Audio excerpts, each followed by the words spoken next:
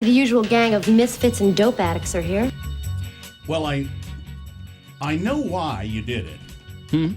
I know why you did it, and I'm surprised that there's I'm not familiar with that song really. Me neither. I'm surprised that there's a song by that band that I actually like, because I kind of liked that. But you did You're going to be sorry. We overlooked a few. You're going to be sorry though when You're going to be sorry. Listen, I mean, you could have done a song in honor of Fat Larry James' birthday. Fat Larry James. Well, he was the drummer for Fat Larry's band. Oh. Well, that would make sense. Or Freddie Walling, who was with Flesh Quartet. That sounds like something else. But maybe when I tell you that it was Mojo Nixon's birthday today. Oh, damn it. Or Pete DeFreitas, the rock drummer for Echo and the Bunnymen. We'll get to that. We knew that one. Okay, good. Yeah, we'll get to that. But we didn't. But Mojo Nixon would have been. I am sad that I did not know that it was Mojo Nixon's birthday. However, on this day, in 1972, Jimmy Pop, the singer or rapper or whatever you would like to call him from the Bloodhound Gang. I would just like to call him Jimmy Pop. Yeah, and I've never heard that song. And I have never heard a Bloodhound Gang song I liked before this. we went through. And you liked this one? I like this one. Okay. Yeah. We went through all the Bloodhound Gang that we had available to us. There was more than we thought. Well, I mean, I only remember the one, the big hit. Fire, Water, Burn. Yeah. See, this I don't. Yeah, this is. I don't know. This is not the one you know. This is Fire, Water, Burn. The roof. Oh, the yeah. Roof. Okay. The roof is on fire. I just thought it was snappier than that. It gets snappier. It does. That's what I. Then there's this one.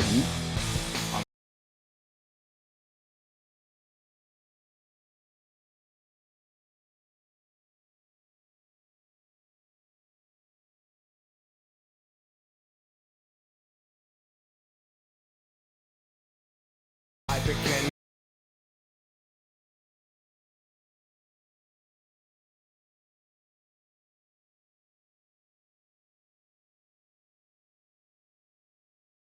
just like a little comedy band. Yeah. They are essentially. You know. Baby.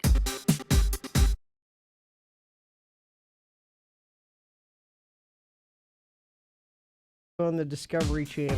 Yeah.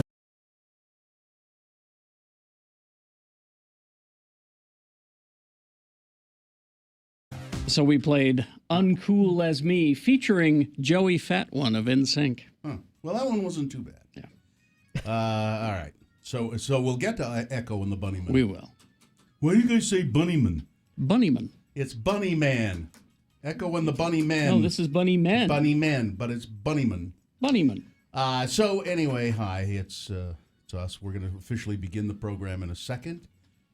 Are you grouchy or are you okay? I didn't sleep too well. It's hot in here. Mm-hmm. I think. Yeah, I did a remote yesterday and was on the phone with Todd quite a bit because we were having technical problems, and he was just roasting in here. Because at least we're in here in the morning before the sun is beaten down on. He said it was unbearably hot in here. It's probably why he shaved his head. Yeah, I bet. I'll bet. He had the one hair. He had that one. It's like what's the baby in Roger Rabbit? He has that one hair sticking up from his bald head, and he shaved that off. He's got Homer Simpson hair. Yeah. Yeah. So anyway, we ought to officially begin the program coming up. Why do you guys say program instead of program? Because that's how you say it. How come you say? Why do you guys say What about program? Spider-Man? Why do you guys say Spider-Man instead of Spider-Man? Because we like it the way it sounds. Because it bugs you. Superman, Batman. We like the way it sounds. Why do you say the Targets Yeah. instead of just I'm going to Target? Why do you say Nordstrom's. the Targets? I'm going to Nordstrom's. Mm-hmm. There is no Nordstrom's. There isn't? No, it's Nordstrom. How come you say Evanston? Anyway, the official beginning of the program will come up, and your check-ins, perhaps, if you choose to call. And again, I'll just reiterate, if you don't choose to call, we'll stop doing check-ins. How about this? It was suggested yesterday. Do I have this correct? Describe the plot of your favorite movie in 5 words or less. Yes. And then maybe, should we try to guess what the movie is? Yes. All right. That's the whole point. As you check in, 877-602-9696, describe the plot of your favorite movie. We'll give you 5 words or less, and we'll try to guess what that movie is. And somebody's going to win Ogden Twilight Concert Series tickets.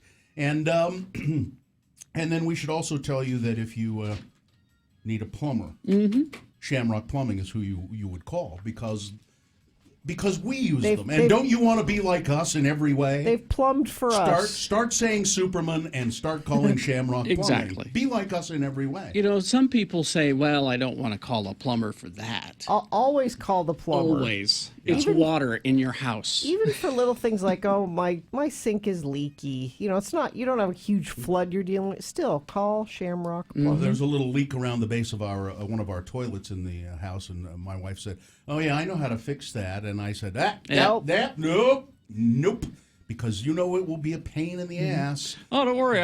My cousin can do that. No. Shamrock Plumbing. Nobody can beat Shamrock Plumbing's prices on water softeners and heaters, guaranteed. So call them if you're in the market for that sort of thing. They also do water purification systems, of which I have one from Shamrock Plumbing. A softener. No, a purifier. Oh. I have a softener, too.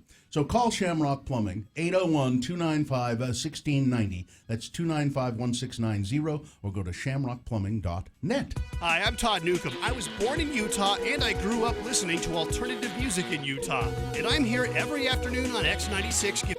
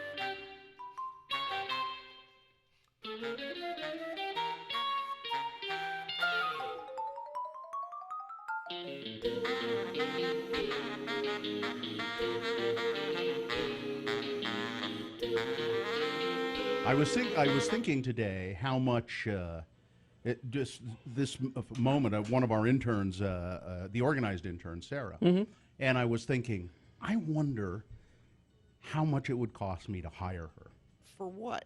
as my personal assistant. Here we go. What? You need a personal assistant. Sure, I'd love one. I would love one. I think a personal assistant would do a lot of good things for me. Like what? Do you Well, have dry cleaning that needs picking up? yes. You have a hard time getting around to picking up your dry cleaning? Sometimes, as a matter of fact, I do. I have any number of organizing things that need to be done all the time. I need. It would be very nice to have somebody to post a bunch of social media stuff for me. At my direction, but actually do the work of it. It would be very nice to have somebody I could call up and say, I don't have time to go to the grocery store. I'm forwarding you my list. Please send it. Please do it. See, she's not. You know what I mean. There's any number of things. You want to go to the store for Bill? And she would love to. She would love to do it. She's nodding right now. But A, I don't know as I could really afford her, and B, I like her, and so I'm not sure that I want her to You be would on end up yelling on at the her. receiving end Yeah. of me saying, "What do you mean you didn't?" Yeah. Things like that. You would end up yelling at her. Well, just we have to break here, but speaking as someone who has an assistant, What do you need an assistant for? I feel Here we go. I feel bad having her do things, That's what I'm saying. and so I'm not utilizing her enough. You pay her, I do. then don't feel bad. Yeah. That unless she's the sort of person who goes, okay, I'll get right on that. Mr. Jackson. Yes, if it's that sort of thing, then I need a different assistant. So see, Sarah would go, that's right. See, right, Chief. As a matter of fact, I would insist. I'm paying you. Say right, Chief, after everything I say. What I need is a personal assistant that I don't like. Yeah. That's what I need. How do you Yeah, find that? that's the problem I think I would run into. I like Sarah. Because my assistant Nicole, I like her. I like Sarah. There's no way that I could put her to work as I need. It just anyway. I could. I just wouldn't want to yell at her. Yeah. And you would. And Maybe. eventually. Maybe. All right, let's get right, this over Chief. with. That's what Sarah, would you mind when you're here just saying right, Chief, when I ask you to do stuff? Just Yeah. for fun?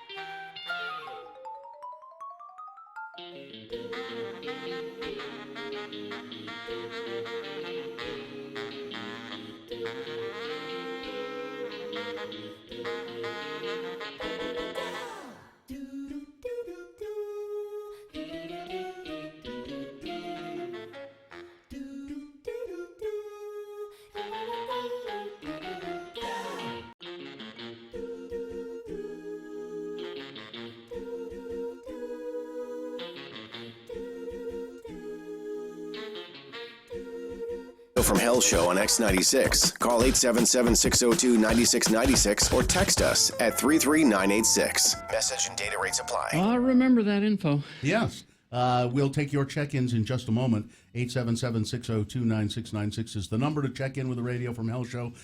I guess you want to do it, so you'll do it. Yeah, you'll do it. And so when you check in, 5 words or less, describe the plot of your favorite movie, and then we'll try to guess what it is. But now let's officially begin the show. Twilight Concert Series returns Thursday nights, August 16th through September 13th at Gallivan Center, featuring Diplo, Robert DeLong, Moon Taxi, DJ Snoopadelic, and Flora Cash. Get tickets at twilightconcerts.com. Well, the moon is slipping away now. 72.7% of full. We'll have a new moon on August 11th, a full moon on August 26th. The moon will set today at 11:55 a.m., today being Thursday, the second day of August in the year of our Lord 2018. And this is North America's most crapulous radio broadcast. It is the Radio from Hell show, starring the lords of morning radio, the oligarchs of the airwaves. Although we have been cautioned now, or the judge in the Manafort trial has cautioned the attorneys to stop referring to Russian businessmen as oligarchs. It's a pejorative term, she said. I think of it as a compliment when people call us the means you're rich. Oligarchs of the airwaves. Are they allowed to use the word crime boss then? That's what they are. Let's see, we are the Cucks of Communication. It's Kerry Jackson right there. Hi. I'm Bill Allred right there, or here, and Gina Barberi is right back there. Aren't we denizens of the deep state? We are the denizens of the deep state. Okay. Yes, indeed. The Lords of Morning Radio. Now, Richard Stedman, he's the producer. Dylan Allred, no relation, which I say for his protection, is producing video for the show that you can see at x96.com/live. And Nick's your buddy, Nick's your pal, which is one person, is here helping out with the show. All right, check-ins. All right. Check-ins brought to you by Ogden Twilight Concert Series continues Thursday, August 2nd. With critically acclaimed Canadian indie rock band Broken Social Scene. Get tickets at ogdentwilight.com, or maybe you will win them from us right now. All right, so let's begin with, looks like Chase is checking in first. Hello. Hi, Chase. Hey, guys. You know I'm not going to be any good at this game, but 5 words or less describe the plot of your favorite movie. This one may be easy. Okay. Giant robots fighting each other. That'd be Pacific Rim. Pacific Rim, yeah. Transformers. Oh, okay. Ah, So there's more than one. Okay. So that's your favorite movie? My favorite movie series. It gets a lot of negative criticism, but I'm still a huge fan of it. Okay. Well, Don't let anybody talk you out of that. You can be. Did you hear that the Transformers animated movie, I think from 1980, is being re-released in theaters for one day in August? I did not know that. So there you go. All right, Chase. Thanks for checking in. Thank you. All right. Line open at 877-602-9696. Let's go to Todd. Todd. Morning. Morning. Hi. 5 words or less. Plot of your favorite movie. Okay, this is going to be a simple one for you. Okay. No. Caddyshack. There you go. All right. You want to give Todd? Yes, I do. You want a prize, Todd? No, you guys are fine. That okay. was just awesome. All right, thanks. See ya. All right, thanks. See, I wouldn't have got that one. Let's go to Sarah. No, because you don't have any taste. Good morning. No, because I have Hello. taste. Hi, good morning. Hi, Sorry, Sarah. It's Oedipus with a time machine. Oedipus with a time machine. Oh, Back to the Future. Yes. Well, yeah. Yes. Well, yeah. There you go. That's a good. good one. Do I win the tickets? Let's give Sarah the tickets. Let's give Sarah the tickets. Hang on, Sarah. We're going to give you some tickets. Okay. Okay. Dr. Mike. Good morning. Good morning. All right. Oh, by the way, are you reserving some bees for me, Dr. Mike? I'm gonna start my bee sting therapy as I'm a healer, professional healer. Apitherapy. Yeah, apitherapy, right. I can do that if you want. You Okay. want live or dead? Well, no, they have to be. gotta be alive. They have to be alive, Mike. That's bee sting therapy. He needs the dead You bees. actually get stung by a dead bee. Well, the dead bees are for the liquor that he makes. Yeah, Oh, okay. yeah. So 5 words or less, your favorite movie? My grandfather's work was doo-doo. Oh, It's Young Frankenstein. Young Frankenstein. Very Oh, good. yeah. Of course. Excellent. Thank you, Dr. Mike. Oh, and by the way, Dr. Mike, my daughter's eyesight, it's too good.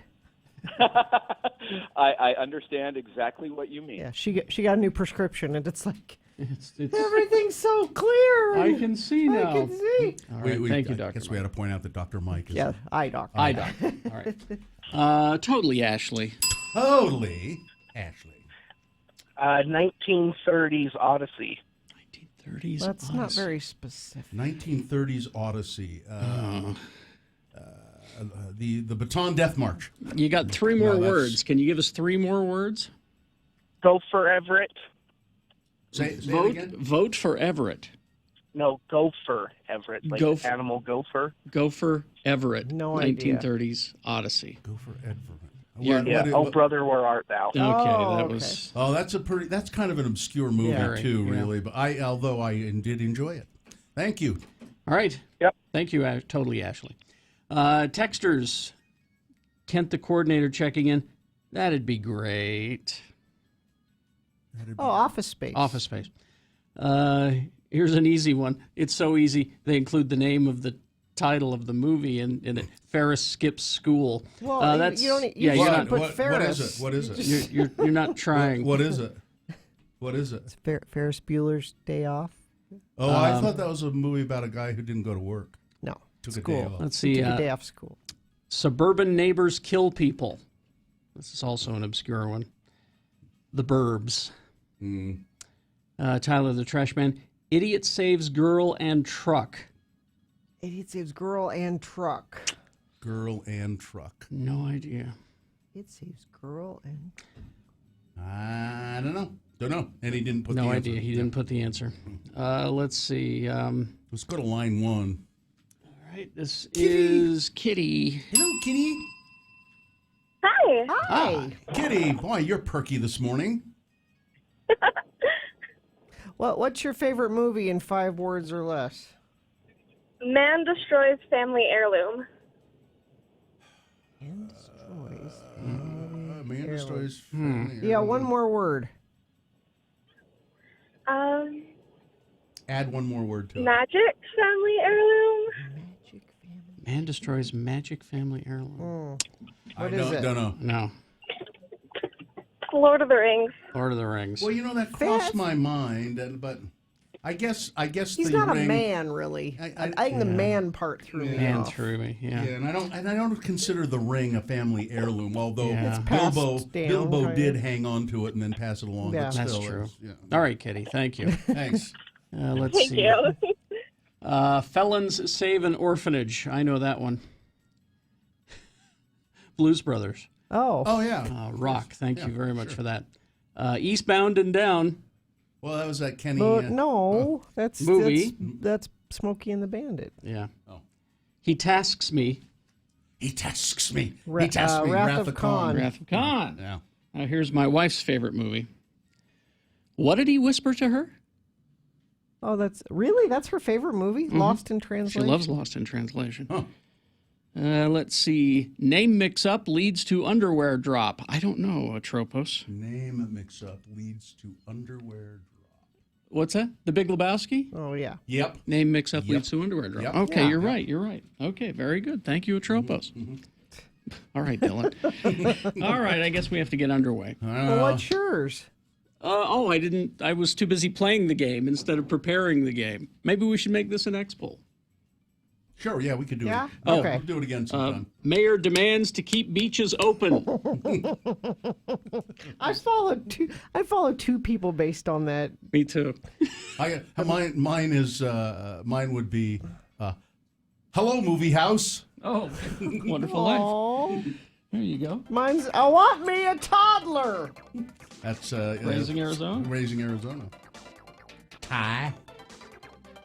I-80 westbound is open now at Parley Summit, but it's raining in the canyon, so use caution because of that. But it is open, and that's the only traffic issue this morning. Unless you see an issue you want to pass along, you can text it to us 33986.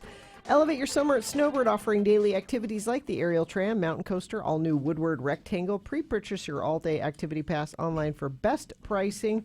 Details at snowbird.com. One of my favorite movies I saw at Salt Lake Film Society at the Broadway. Here's 5 words or less to describe the movie. Let the Right One In. Well, that's the Oh wait, movie. that's the name of the Yeah. movie, isn't it? The original version of that movie, I remember seeing at the Broadway. Was it Danish version of it? Exactly. Oh man, that's good. Salt Lake Film Society. I never would have seen that movie had it not been No, it for the wouldn't Salt Lake Film Society bringing it in. Would not have been in wide release. No. So Salt Lake Film Society, really great but obscure independent films, foreign films, as that one was, of course, and also documentaries at the Salt Lake Film Society. They've recently been showing the Mr. Rogers documentary. They've recently been showing the Ruth Bader Ginsburg, RBG, the notorious RBG documentary. And they do things for local filmmakers as well. I just got finished judging a screenwriting contest a couple of months ago. So Salt Lake Film Society, all that you need to know and find out about it in a very nice website, plus the schedule of the movies they're playing. Just go to slf, as in Frank, s.org. Want music? Listen at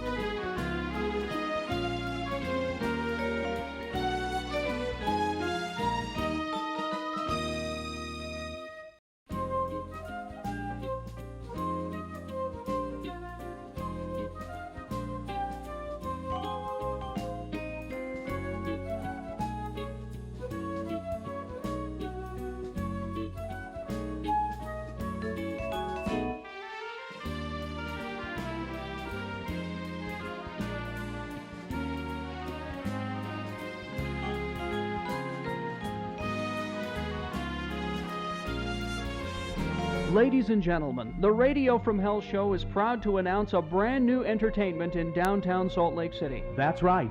It's the grand opening of Carrie and Bill's Shakespeare Dinner Theater, where patrons can enjoy the very best in culture and cuisine. Each month, Bill and I will present a brand new Shakespeare play for your delight. And with each play, we'll change our dinner theater menu.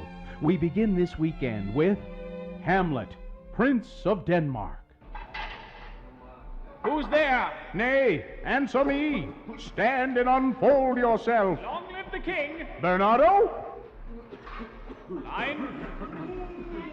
He. You come most carefully upon your hour. 'Tis now struck 12. Get thee to bed, Francisco.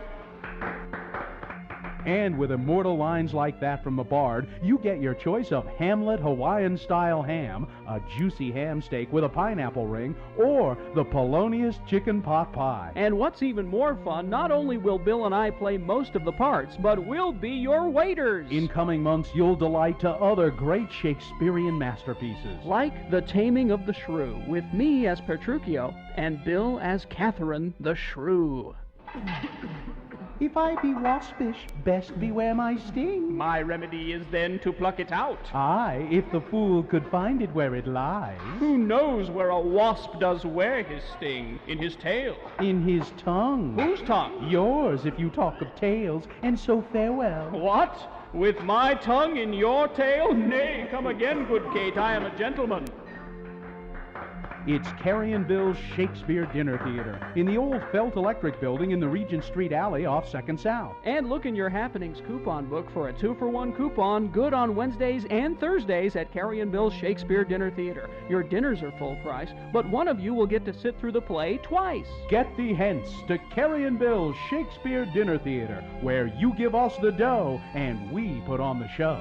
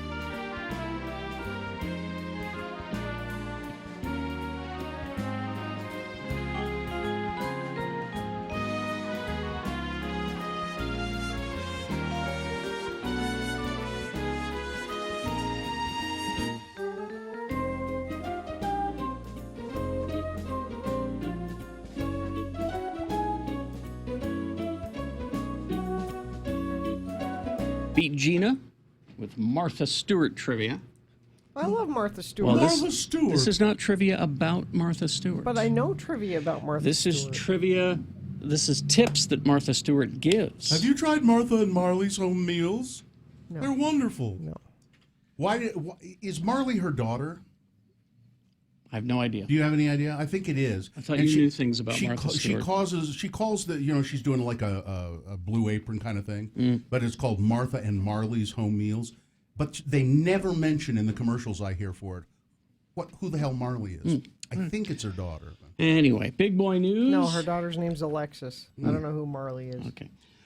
Big boy news now, though, brought to you by Rocky Mountain Power, everything they create is to power your greatness, so keep going and know they're here for you. Learn more at poweringgreatness.com. Well, to prove to everyone that I'm basically a 12-year-old, I'm going to post this on Twitter right now, at RFHBill, because I saw this story, and the headline was, Leonardo DiCaprio pulls a funny face for his girlfriend or something. Camille Monroe, is that his current girlfriend? Yep. So it's him pulling a funny face. Yep. And just to prove that I'm a 12-year-old, I posted a Twitter of the picture, and the caption reads, "Camille, that's rank." You'd like to? It's a fart joke. It's a fart joke. Oh. Basically, but when you look at the picture, you'll see what I mean. But somebody who's really rank, Scott Baio, has filed a police report alleging that Nicole Eggert has been harassing him. So 2 months after the Los Angeles County District Attorney declined to prosecute Baio for allegedly sexually assaulting Nicole Eggert years ago when they worked together. And basically the police report, as I recall, said, as they investigated, said it's just too long ago. Yeah. We don't have any reliable information anymore. We can't really pull together enough evidence to prosecute. So rather than just letting it go, as the police say we're not, now he's filing charges against her. He's a jerk. Yeah. Baio and his wife Renee recently contacted LAPD and provided documentation of tweets and messages in which they claim his former Charles in Charge co-star has tormented them. The actor's case has been transferred to the LAPD's Threat Management Unit. The Baios have reportedly been interviewed by officers since filing the report. Eggert recently received a restraining order against a representative for Scott Baio, claiming that he had threatened to ruin her reputation and career. The former Baywatch actress accused Baio of sexual abuse earlier this year. Not that it happened earlier this year, but that it, yeah. And remember, his wife is the only person that's made me say the F word on Twitter. Oh, now why was that? I don't recall. Oh, well, because the Sandy Hook parents, they're kind of glad their kids were shot and killed. Oh, that's because now they can What's be... his wife's name? I don't remember. Mrs. Baio? Mrs. Yeah. So there you go. Yeah, they're kind of glad that happened because now they can push their anti-gun agenda. Here's some exciting news for a couple of you. They're working on a prequel to The Sandlot, the movie The Sandlot. There are a lot of people that will be excited about that. I know there are at least two, and three would make it a lot as far as I'm concerned. Let's see, Orrin Hatch. Oh man, have you watched John Oliver's show, the Sunday night show, This Week Tonight with? Which one? The most recent one. He talks to Anita Hill. Oh, yes. He interviews Anita Hill. Mm-hmm. The whole thing is about sexual harassment and the Me Too movement. And John Oliver says, I want you to, let's go back to 1992 and look at what happened to Anita Hill when she decided to come forward and testify against Clarence Thomas getting a Supreme Court justiceship. Because it apparently didn't matter because he's a Supreme Court justice. Well, he wasn't at the time. But I mean, he made it through. So she came and testified.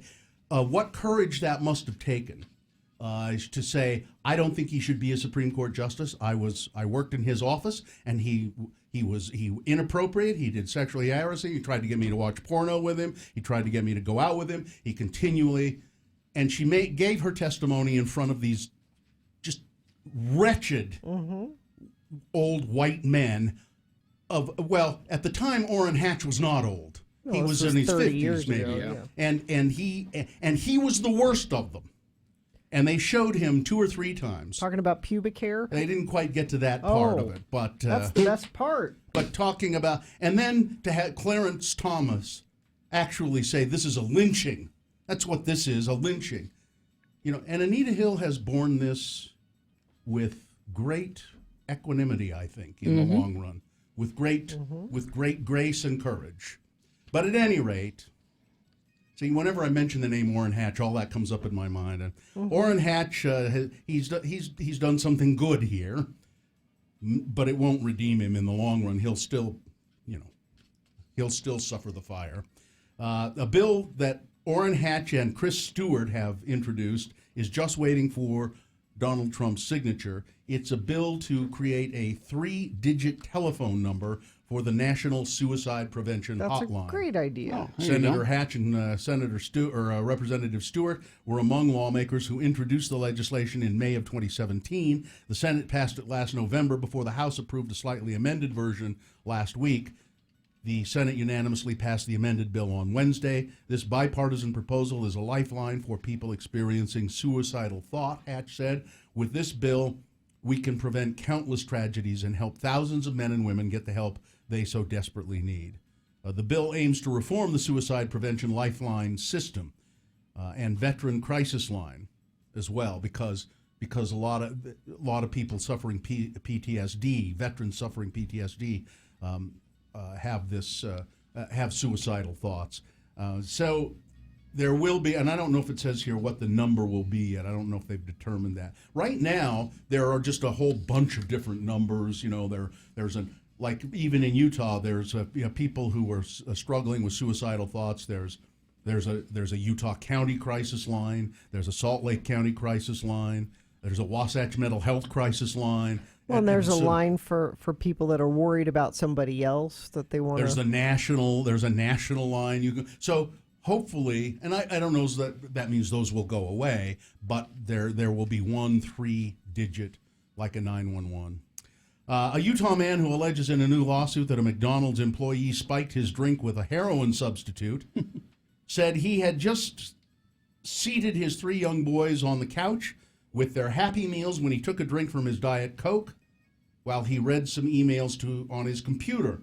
Trevor Walker said he suddenly lost feeling in his arms and legs. His vision became distorted.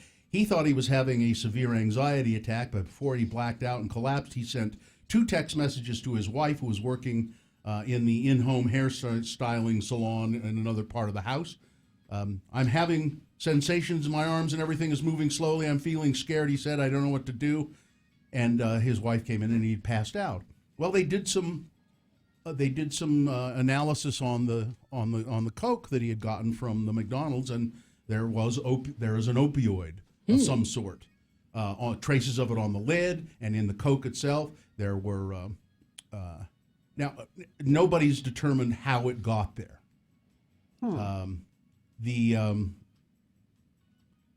And there has been no suspicion that he was the one who put it there.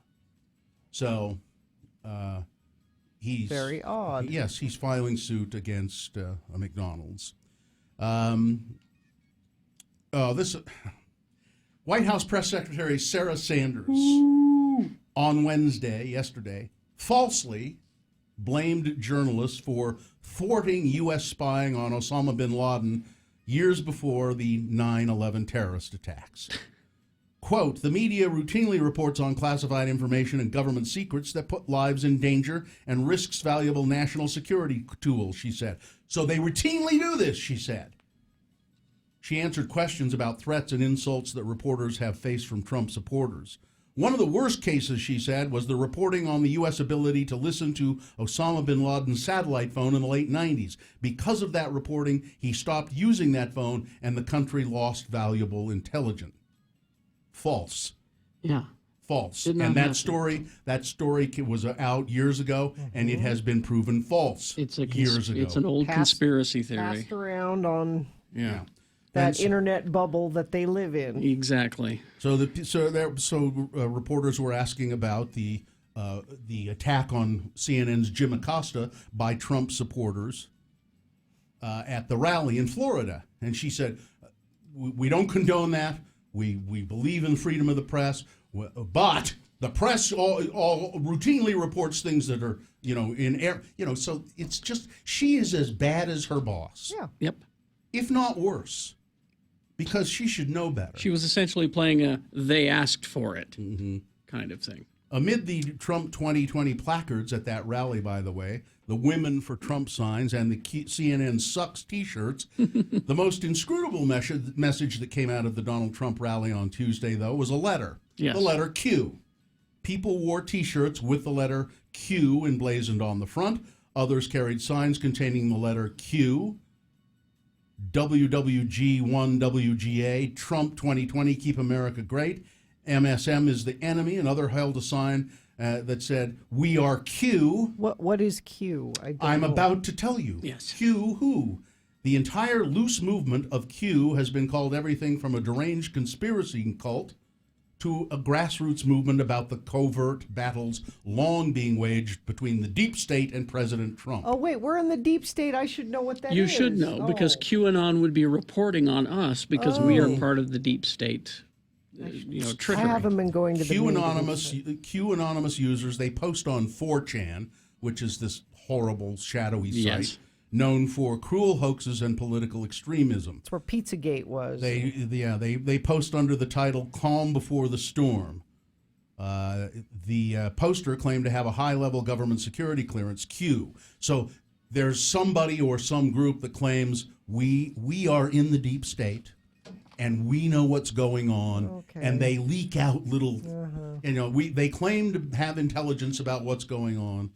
It's very sophisticated and very clever. You see, they claim that Robert Mueller is actually working to get Hillary. And this is all just an illusion. Q gives readers breadcrumbs so they can ferret out details on their own. Yeah. There's other lingo as well. Bakers are amateur sleuths who follow the crumbs.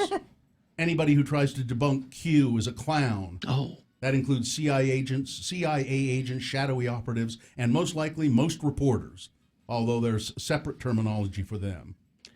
So anytime you see a right-wing poster use the clown emoji, that means that they follow the QAnon line. Okay. Yeah. And they're saying that you're a clown because you're trying to debunk these things. Yeah. And they're coming out more and more into the open there, and there they are. They're in the administration. Yeah. Pretty bizarre. Yeah. Sports weather traffic. Brought to you by IFA has great back-to-school deals like buy two, get one free Wrangler jeans at 15% off all footwear. IFA Country Store is helping to grow the things you love. I hope our attorney is not listening. Well, are you going to do the Urban Meyer story, or are you going to do the wrestling coach story too? Well, I was going to do the Urban Meyer. Do the Urban Meyer, and then I'll chime in with the wrestling coach story. So the Ohio State football coach, Urban Meyer. So in his contract, it says if you know about some bad behavior by some of your staff and don't tell us, that's fireable offense. Mm-hmm.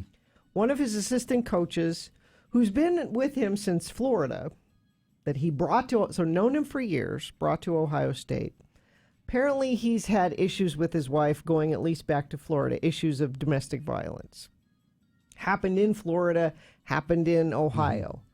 His wife was interviewed by a former ESPN reporter. Remember when ESPN fired 200 people or something a few months ago? He was one of those, but he still does some reporting on his Facebook page.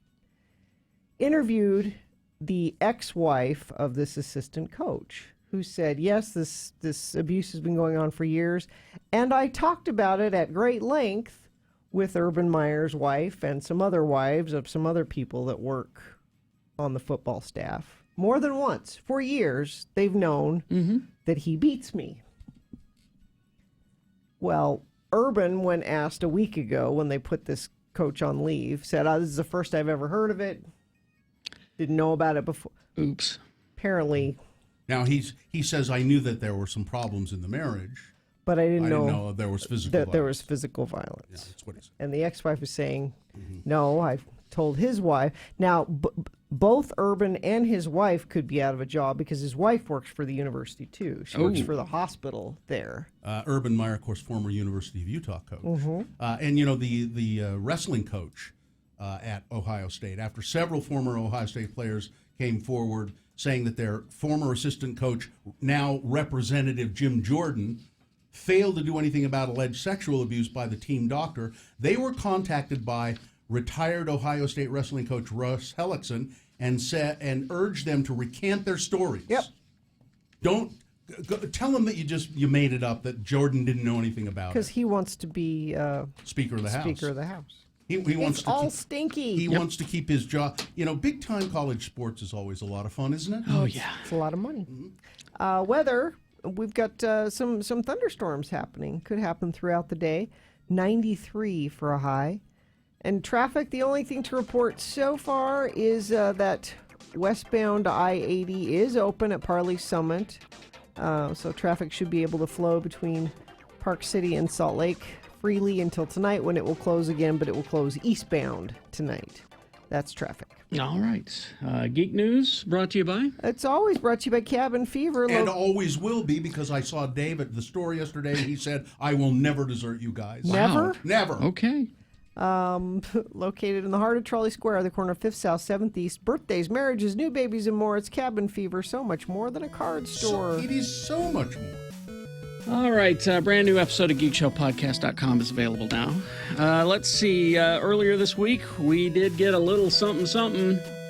We got a new Venom trailer. Will always come at a cost. Now, for those unfamiliar, Venom is a Spider-Man villain. Spider-Man will not be in this movie. We will eat both your arms and then both of your legs, and then we will eat your face right up your head. You will be this honest, legless, faceless thing, won't you? Rolling down the street like a turd in the wind. What the hell are you? We are Venom. So, yeah. Oh, I have a parasite. Yeah. Name is Chen. So, yeah, it's a Spider-Man villain. Sorry. He is, and like he said, he has a parasite. That's the best way to describe Venom. He's this alien parasite that inherits, takes over a person's body and lives off of them. Sure, It's a bad parasite. It's happened to me. And so there's the whole, dual personality thing. There's, but you also get kind of cool superpowers. Is that funny voice once again? Tom Hardy funny voice? That's Tom Hardy. Can he not do anything where he's just Tom Hardy? Well, he's Tom Hardy. He's an actor. He's Eddie really Brock good. in this. Okay. He's the guy. All right. It shows off a lot more of Hardy's take on Venom. He's great. Product of an alien symbiote that bonds with Eddie Brock to become something new. Why would Tom Hardy do this? Mm-hmm. Well, he said at San Diego Comic-Con last week, his son. His son is the reason he decided to take on the role. His son is a fan of the character, and so he wanted to do something that his son could watch. So he did something where he bites people's heads off. Vicious, vicious creature. Venom is not a friendly character. No. Is this going to be a rated R movie? It might come close. It might come close. It will be violent. I mean, the trailer itself, if you go watch it, it's called Trailer 3, is very violent. But we also learned that the antagonist of the piece will be Riot, who is also a symbiote who transforms from person to person. So you never know who's infected. It. Yeah, exactly. So there you go. That's it's kind of risky, isn't it, to do this kind of a movie It without is. a well-known superhero? It is. And so you got to lay the groundwork to get people to know the superhero. The characters only appeared in one other movie, and it was very briefly. So yeah, it's a tough one. This is going to be a tough sell for people. And the fans are already cautious about it, of course. They don't like anything anymore. Well, I'm a fan of Tom Hardy, so I'll go. Yeah. This Joaquin Phoenix Joker movie continues to move forward. We heard Robert De Niro was in talks to be in it. And now they're talking to comedian Mark Maron about joining it. He would be portraying an agent on Robert De Niro's talk show who plays a part in booking Phoenix's character, which eventually causes him to go crazy and become the clown prince of crime. So Mark Maron in a comic book movie, a sentence I never thought I would say. This for Gina. What? Blumhouse is a movie company that makes like horror films and stuff. They make these cheap horror films, and they're very successful. Yeah. And Sony, they're teaming up for a film adaptation of Smiles, everyone, Smiles. Fantasy Island? Fantasy Island. A horror movie? It'll be a supernatural kind of thing, you know. Fantasy Island was it wasn't not based in reality, Gina. No. So there's that. And finally, this for Bill. Lego Batman writer Jared Stern will direct an animated film based on the pet characters of the DC universe. So, you know, Superman had a dog. Right. Crypto. There's also Flash's cat. Did you know the Flash had a cat? I did not. You know, the Flash strikes me as a cat person. Streaky. Well, that's good. Batman had a dog, you know. I did. Yes, I have. I don't know what his name is. Ace the Bat Hound. Okay. Will also feature Beppo the Super Monkey and Comet the Super Horse. So there you go. Okay. You're getting all of that, whether you need it or not. Do you need traffic? You might. I-80 westbound now open at Parley Summit, but it's raining in the canyon, so use caution on the changing road conditions there. I-80 eastbound will close down Parley Summit tonight. I believe that's at 6 o'clock. And that's all the traffic, unless you want to send something to us, 33986. Now is the time for you to call to beat Gina. Get in line right now to beat Gina at 877-602-9696. It's Martha Stewart Trivia. And do we have a fine prize to win? We have two, actually. We have a Prohibition gift card and tickets to see Real Salt Lake this weekend. So you'll win those prizes if you beat Gina at trivia. But if she beats you, you've got to have a prize to give her. So be prepared to come up with something. Yeah, and we're serious about that, Yes. too. If you lose, you have to bring Gina that prize. I mean, she wouldn't expect anything like diamonds, but no, something nice. Although you could get diamonds pretty inexpensively at Diamonds Direct. Diamonds Direct they're just south of the Fashion Place Mall, and really a beautiful showroom at Diamonds Direct. And I don't know if we emphasize enough why they call it Diamonds Direct. They go directly to the diamond cutters in Tel Aviv. They used to sell to jewelry stores, and they realized, it'd be better for the clients, better for the customers to just do it direct from Tel Aviv to y'all. They import it right from Tel Aviv to here. Plus, they don't play retail games. Their profit margins are smaller than any of the other jewelry stores. And at Diamonds Direct, they won't treat you like a number. They will help you figure out the best diamond for you and your budget. And they'll educate you about what diamonds and other fine jewelry is about. You can get an engagement ring for less and have more money to spend on the house that you and your beloved are going to move into. So go to Diamonds Direct. I think you'll really be impressed by the showroom and by the prices. 6400 South, right across from Fashion Place Mall. Diplo in concert Thursday, August 16th for just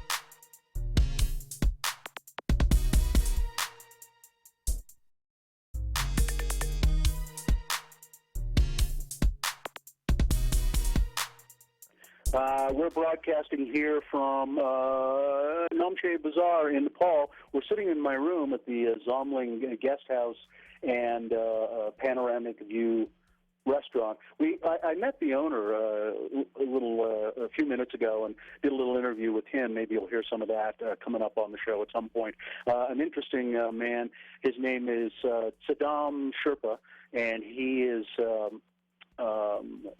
he's from Tibet. He came here from Tibet. And I was just going to ask Geljan, you don't mind being on the radio for a second, do you, Geljan? I'll come over and sit by you. I heard people asking you today about Sherpa. What is that? Is that a last name, or what is it, or why do they say Sherpa? Yeah, Sherpa means the name of our caste. We have different family name. Like, for example, my name is Geljan Sherpa, and then my family name is Lama. Yeah, so I really want to make it clear the people who are very confusing about the Sherpa people. The people think the Sherpa is like our name of our profession. So it's wrong. So Sherpa means our caste name. It's a caste name. And what does Sherpa mean? You told me that today. Yeah, Sherpa means in our language that we are Eastern people. We came, Shar means East, Pa means people, and we came from the east part of Tibet. So that's why. Why did you all come here from Tibet? Yeah, there's a quite confusing. Somebody says there's two things. Somebody says maybe there that time there was very big influenza disease, and so that people were very scared, and they come over here to the Nepal. And somebody says there was a war. There's like a civil war, and then there's a people that they lose the war, and then they came over here. And but yet we don't know which one is true. And this was hundreds of years ago, right? No, it's approximately 500 years ago. We don't have exact data. Yeah, 500 years ago. And from what I've heard you say about Tibet, I mean, there's a kind of a longing for Tibet. Is that true? If somehow you could go back to Tibet, is there some feeling like that? I'm sorry, I'm really confused about your question. I mean, you hold Tibet with a great deal of reverence. Is that right? Yeah, that's right. Yeah.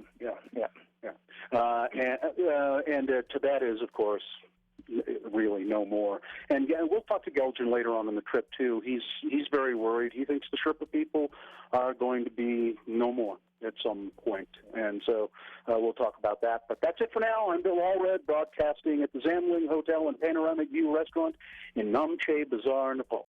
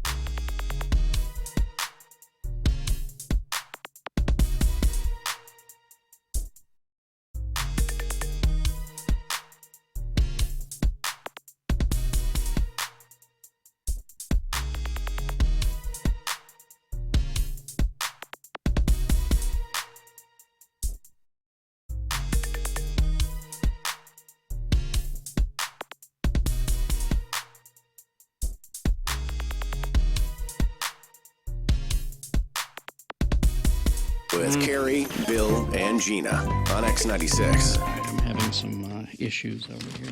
Sorry about that. What kind of issues, Carrie? Oh, I'm sorry. Is this sponsored, Gina? Well, ask Johnny. He knows all that stuff. That's right. That's right. Although we only have one contestant to play Beat Gina today, and if we don't get two other contestants before I'm done reading the sponsors at 877-602-9696, I say we just call the game. Well, this one person can play. Oh, that's true. Beat Gina brought to you today by, as always, Prohibition Utah, the sexiest new speakeasy in town. Thursday nights are always roaring at Prohibition with burlesque dancers and geeks that drink. Come see what everyone's been whispering about. Prohibition, located at Fashion Place Mall in Murray, next to Nordstrom. Line up and reservations available at prohibitionutah.com. That's prohibitionutah.com. And you know, someone else might really want to play Beat Gina today because of our second prize, tickets to the Real Salt Lake Chicago Fire match. It's this Saturday, August 4th at Rio Tinto Stadium. The kickoff is at 8 p.m. Tickets are available for sale at rsl.com, but one lucky contestant could win those tickets as we play Beat Gina. Thank you very much, Johnny. You're welcome. All right. We pick a contestant based on the prize that they are offering up to Gina if she beats them at trivia. So here you go, Gina. Okay. Here's the prizes that you are competing for. Line 1 is offering you your choice of craft item. Oh, wonderful. Johnny, you love craft items? Craft items are my life. Line 3 is offering you a sticker and a bottle of wine. A sticker. Lovely. And line 2 is offering you nothing. Nothing? It says none. It just says none on there. I don't think that person really understands the game. No. They're just trying to win the tickets.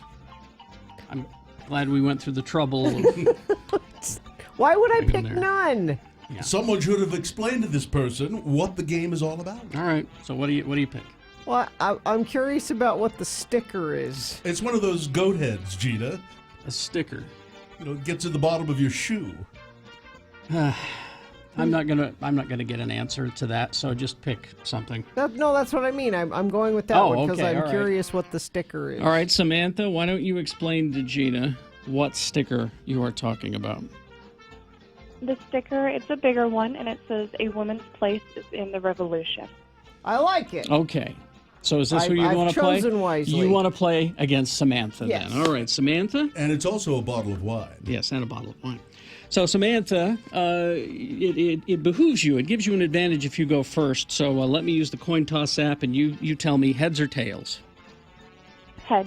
All right, let's see what the coin toss app says. Tails. Gina goes first. Oh, Samantha. So this is Gina's question. She will answer it correctly or incorrectly. If she gets it incorrect, Samantha, you get a chance to answer it correctly and steal the point away from Gina, and vice versa. First person to 3 wins. Here we go. It's Martha Stewart trivia. Okay. Mildew can be a problem in a home and can Ew. eventually lead to even worse problems like mold. Ew. Which of these is not recommended by Martha, on how to prevent mildew from growing in the house? Okay. A, improve your air circulation. B, throw away absorbent or porous material. Ew. C, install open shelving. Or D, keep surfaces clean. Which one is not recommended? Well, those all sound like things you should do. But one is not recommended, Gina. Open shelving. Incorrect. Oh. Samantha. B? Actually, yes. Throw away absorbent or porous material. I'm sorry I led with that question. All right, Samantha. That's 1 for Samantha. Now she has a chance to go ahead 2-0. Martha once revealed that standing acids left from alcohol and fruit juices can especially damage what type of countertop? Is it A, granite, B, marble, C, reclaimed wood, or D, adamantium? A? Granite is incorrect, Gina. Marble. Marble is correct. Correct. Gina now ties the game 1-1. Gina controls the question. What does Martha recommend doing when dealing with a red wine stain on fabric? Shooting yourself. Is it A, rub with club soda and salt, then wash? Uh-huh. B, dab with paper towel, wash with water? C, soak with denatured alcohol, flush with white vinegar? Or D, just dye the whole fabric red? C. That is correct. Soak with denatured alcohol. Johnny, you know about these Flush things. with white vinegar. I drink denatured alcohol regularly. All right. 2-0 for Gina. Samantha controls the question. Samantha? Martha recommends using a blow dryer and a spare credit card to clean up what? Oh, I don't know. Is it A? I don't know if we can say. Is it A, melted wax? B, fresh paint? C, Sharpie ink? Or D, pet accidents? A. What's that? A. A, melted wax? That's correct. Correct. The game is tied. And Martha Stewart would say a spare credit card because she has many. I have many. This is a spare that I don't use all the time. Use a gift card. All right. Now Gina controls the question. Chance to win the game. Gina? Yeah. Denture cleaner is recommended by Martha Stewart as an easy alternative to clean what? Is it A, fine china, B, small bottles, C, ashtrays, or D, dentures? Well, that's a trick question now, isn't it? I'm going to say A.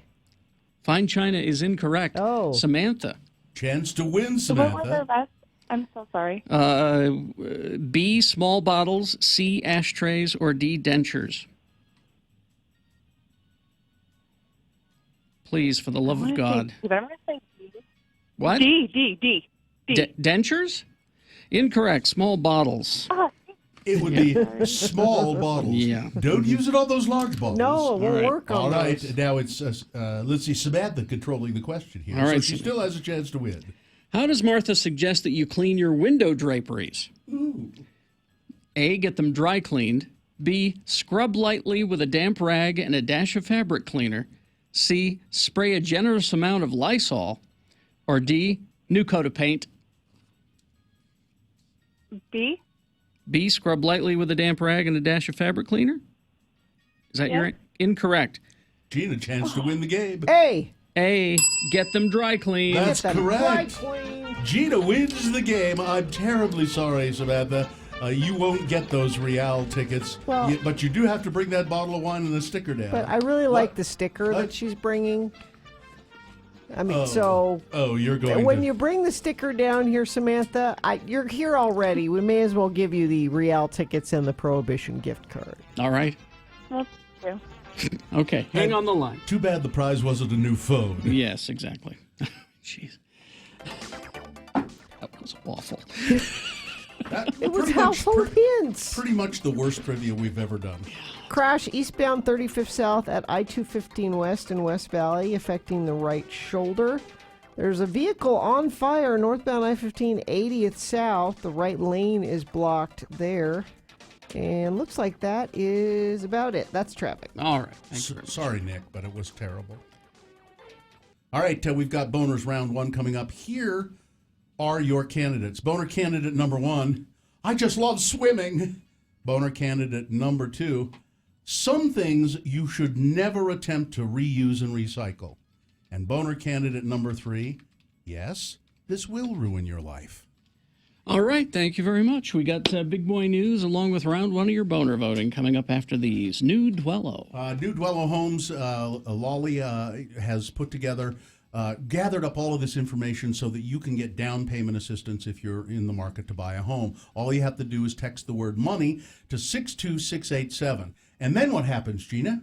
Well, then you'll get back a questionnaire, and it's short. It's 7 questions, and if you can answer them all affirmatively and honestly, you could be qualified for this grant money. It's called a gift of equity program. You'll have to come up with 1% of the down payment, and then you can be gifted the rest, up to $8,740 to be specific.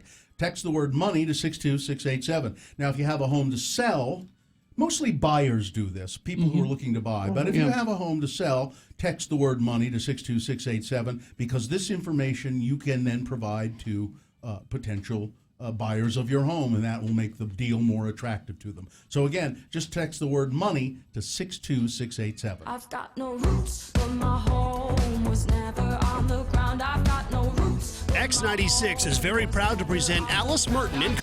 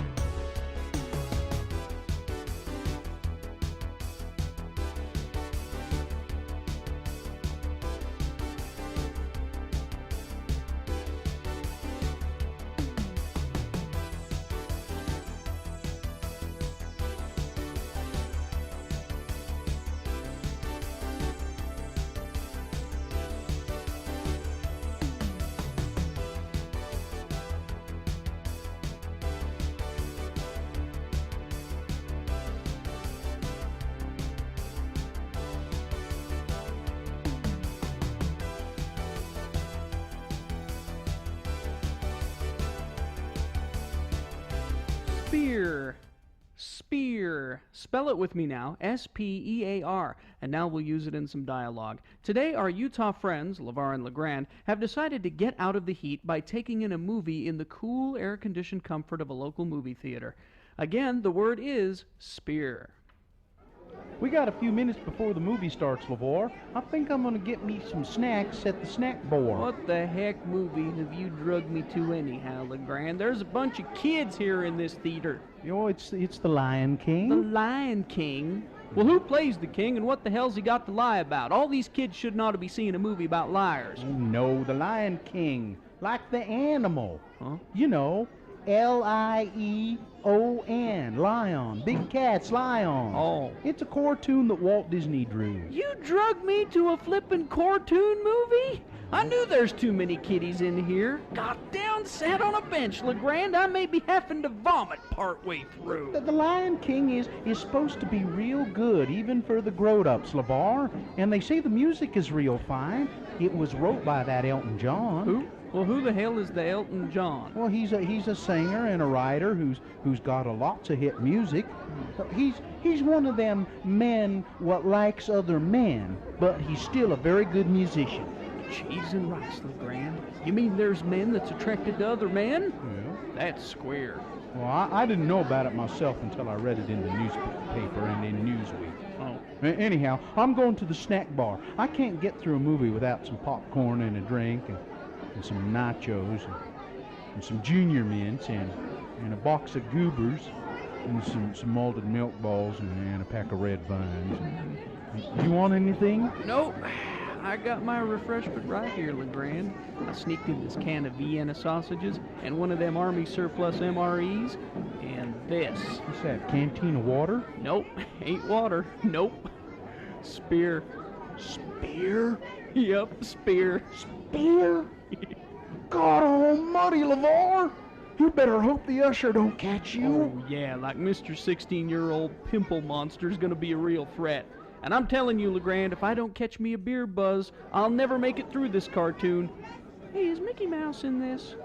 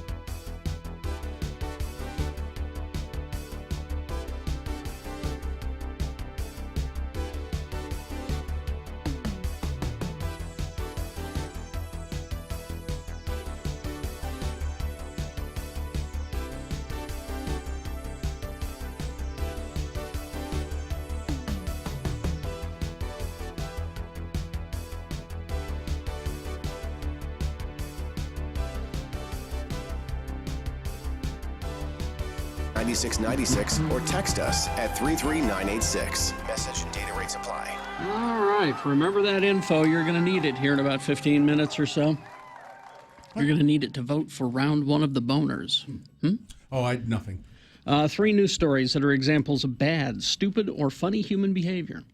And you've got to decide of these 3 news stories, these 3 candidates, which one is the worst and therefore most deserving to go forward to boner fight and get the chance to become boner of the day. If it wins here, it's just the winner of round 1.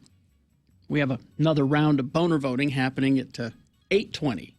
You know, that's madness. Yeah. So we take the winner of each round and we put them both into the boner fight at 9:20. That's when you will decide boner of the day. So 2 candidates now, a third after the news. Once you've heard all 3, you'll vote. One of you lucky random boner voters will receive. Let's see. Alice Merton. X96 is proud to present Alice Merton with special guest Brogan Kelby Thursday, August 9th at the Complex. Tickets are available at thecomplexslc.com, or maybe you'll win them by voting for the boner. I just want to make clear, you're not actually going to win Alice Merton. No. You're going to win tickets to go see her. To the Yes, show. yeah. Okay. All right, here's boner candidate number 1. Well, I just love swimming. Ocean City, Maryland. Great place to swim. Police say that a very drunk woman jumped from a drawbridge in Ocean City and then was arrested. The Daily Times of Salisbury says in charging documents that the Coast Guard and Maryland National Resources Police searched for hours after a woman was reported to have jumped off the Route 50 drawbridge. Officers were later called to a gravel parking lot where they found 39-year-old Brooke North stumbling around in a swimsuit. She's only 39. Wow. Yeah. Well, it's a hard 39. Ms. North says she jumped off the drawbridge into the water because I like swimming. Well. And I wanted to get away. Well, there you go. Because I was having an argument, and then I jumped, and then they said, "Well, what happened?" Well, I washed up on the rocks. Police say she also screamed at a passing vehicle and the responding officers. She's charged with intoxicated public disturbance and disorderly conduct. She needs some help. Boner candidate number 1. I just love swimming. There's boner candidate number 2. You know, I mean, we all do appreciate people who are trying to help save the environment. Sure. But there are some things that you should just never attempt to reuse and recycle. The Centers for Disease Control and Prevention has issued a warning to sexually active Americans to stop washing and reusing condoms because they say people do this. Really? Well, they're expensive. Are they? I don't know. I haven't. In a tweet linking to condom and STD facts and statistics, the health agency wrote, "We say this because people do it. Don't wash or reuse condoms. Use a fresh one for each sex act," the CDC says. If in a response to the Twitter warning, people were amused that it is not obvious that condoms should not be washed after use. When used properly, condoms are highly effective, of course, in preventing pregnancy and sexually transmitted diseases, including HIV. However, considering fewer than half of U.S. high schools meet the CDC's requirement for sexual education, the need for the warning is perhaps not surprising. You don't teach kids about condom use. They might not. They might not know this. According to the health department, published by the CDC, only 1/3 of Americans use condoms, and many may be doing so incorrectly. You don't put them on your fingers. You don't put them on.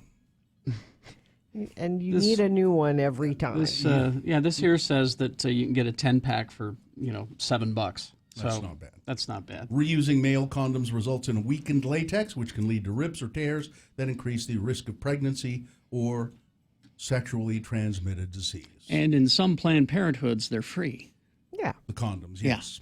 So boner candidate number 2, there are some things you should just never attempt to reuse and recycle. All right. Coming up in a moment, boner candidate number 3. Yes, this will ruin your life. Boner candidate number 3 for round 1. Coming up after this, big boy news and opinioendo brought to you by. When life feels like it's crashing down on you from above, Lifetime Roofing is here to offer you peace of mind. In that home of yours, you and your family have your own personal fortress of reassurance. Roofs at Lifetime Roofing are simply better than everyone else's, period. You know, I'm kind of in love with Tom Hardy. Are you? A little bit. Kind of. He's a good-looking guy. But he's just so good in almost everything I've ever seen him do. And I was so I just Googled Tom Hardy. He's just, he was already wrapped filming Venom. He took almost no break at all and jumped straight into doing a new movie. The director is Josh Trank, and it's called Fonzo. It is a biopic of Al Capone. Oh. And there is a picture here of Tom Hardy in his Al Capone makeup. He looks exactly like Al Capone. Now, if I remember correctly, Al Capone, not a good-looking guy. Tom Hardy, a good-looking guy. And Capone, kind of roundish features. Very round. As opposed to Tom Hardy, who's... Capone would not be a horrible looking guy if he weren't, but he was kind of round. Yeah. If he were slimmer like Tom Hardy, he wouldn't. It's a weird thing to say about Capone, but he has very, as does Tom Hardy, sensual lips. Bill, I'm surprised you recognize that right. Tom Hardy has sensual lips. Well, he does. But man, is he's a good actor. I don't think I've ever seen him do anything bad. It's the Mad Max remake that he... Oh, Fury Road. You talk about him... no, that's not it. That's a different Tom Hardy makeup, but I don't think that's his Al Capone makeup. Well, it's got the scar on the face. Yeah, that's him. Oh, you know what I'm looking at here? I'm looking at an actual picture of Al Capone. I thought, gee, that's great. Wow, that's really great. Looks good. Yeah. Yeah. Yeah, it's Hardy and Al Capone side by side. But if you go to x96.com/live, you can see the makeup. That does not look like Tom Hardy. No. But it doesn't really look like Al Capone either. So, anyway, let's see. Where were we? I'll go on. I'll wax rhapsodic about Tom Hardy another time. Here's a story for you, Gina. Yeah. Two women have discovered that they were raised by the wrong families after being swapped at birth. Now, what this is bizarre about this is that Svetlana Gajkova and Ekaterina Nedenko, 28 years old, were very close to each other growing up. They sat next to each other in class. These are two Russian women. Sat next to each other in class. They went to each other's homes for sleepovers. They were the best of friends. And finally, at the age of 28, they discovered that each was raised by the other's parents. Was this a swap at the hospital accidentally, or was this on purpose? DNA tests prove that they are now proving that they are blood sisters. Ekaterina, a mother of two, she said that it's agonizing finding out that she's not related to the 4 siblings and loving parents she grew up with, especially that Valentina is not her real mother. Both her blood tests are now dead, blood parents are now dead, so she can never be acknowledged or embraced by them. However, the other woman is actually related to her by blood. They are sisters. They were raised in separate households. Dad out catting around? Kind of looks that way. Dad sleeping with the neighbor wife? That's exactly what it is. Really? Yeah. And it was known to the parents and they split them up and had one of them raised in one household and one raised in the other. Huh. And it finally became clear to them, and it's devastated both of them. More than 1,000 homes have been now torched in California. And I don't have any word on what the fires here in Utah. Let me see. But the 1,000 homes in and around the city of Redding, California, authorities said Wednesday, as some evacuees were allowed to return home. New blazes, though, exploded in what has become an endless summer of flame in California. Whatever resources are needed, we're putting them there, said Governor Jerry Brown at a news conference. We're being surprised. Every year is teaching the fire authorities new lessons. We are in uncharted territory. Just a month into the budget year, the state has already spent more than 1/4 of its annual fire budget. The Goose Creek fire burned more than 100. Grouse Creek. Goose? I think it's Grouse Creek, though. It's Goose. Anyway, that fire Yeah, burned it's Goose. 122,000 acres and is 55% contained. The air pollution that you're seeing out there, of course, clouding the valley for days. Researchers say we're breathing a concoction of pollutants. They say the air quality is expected to get even worse this weekend.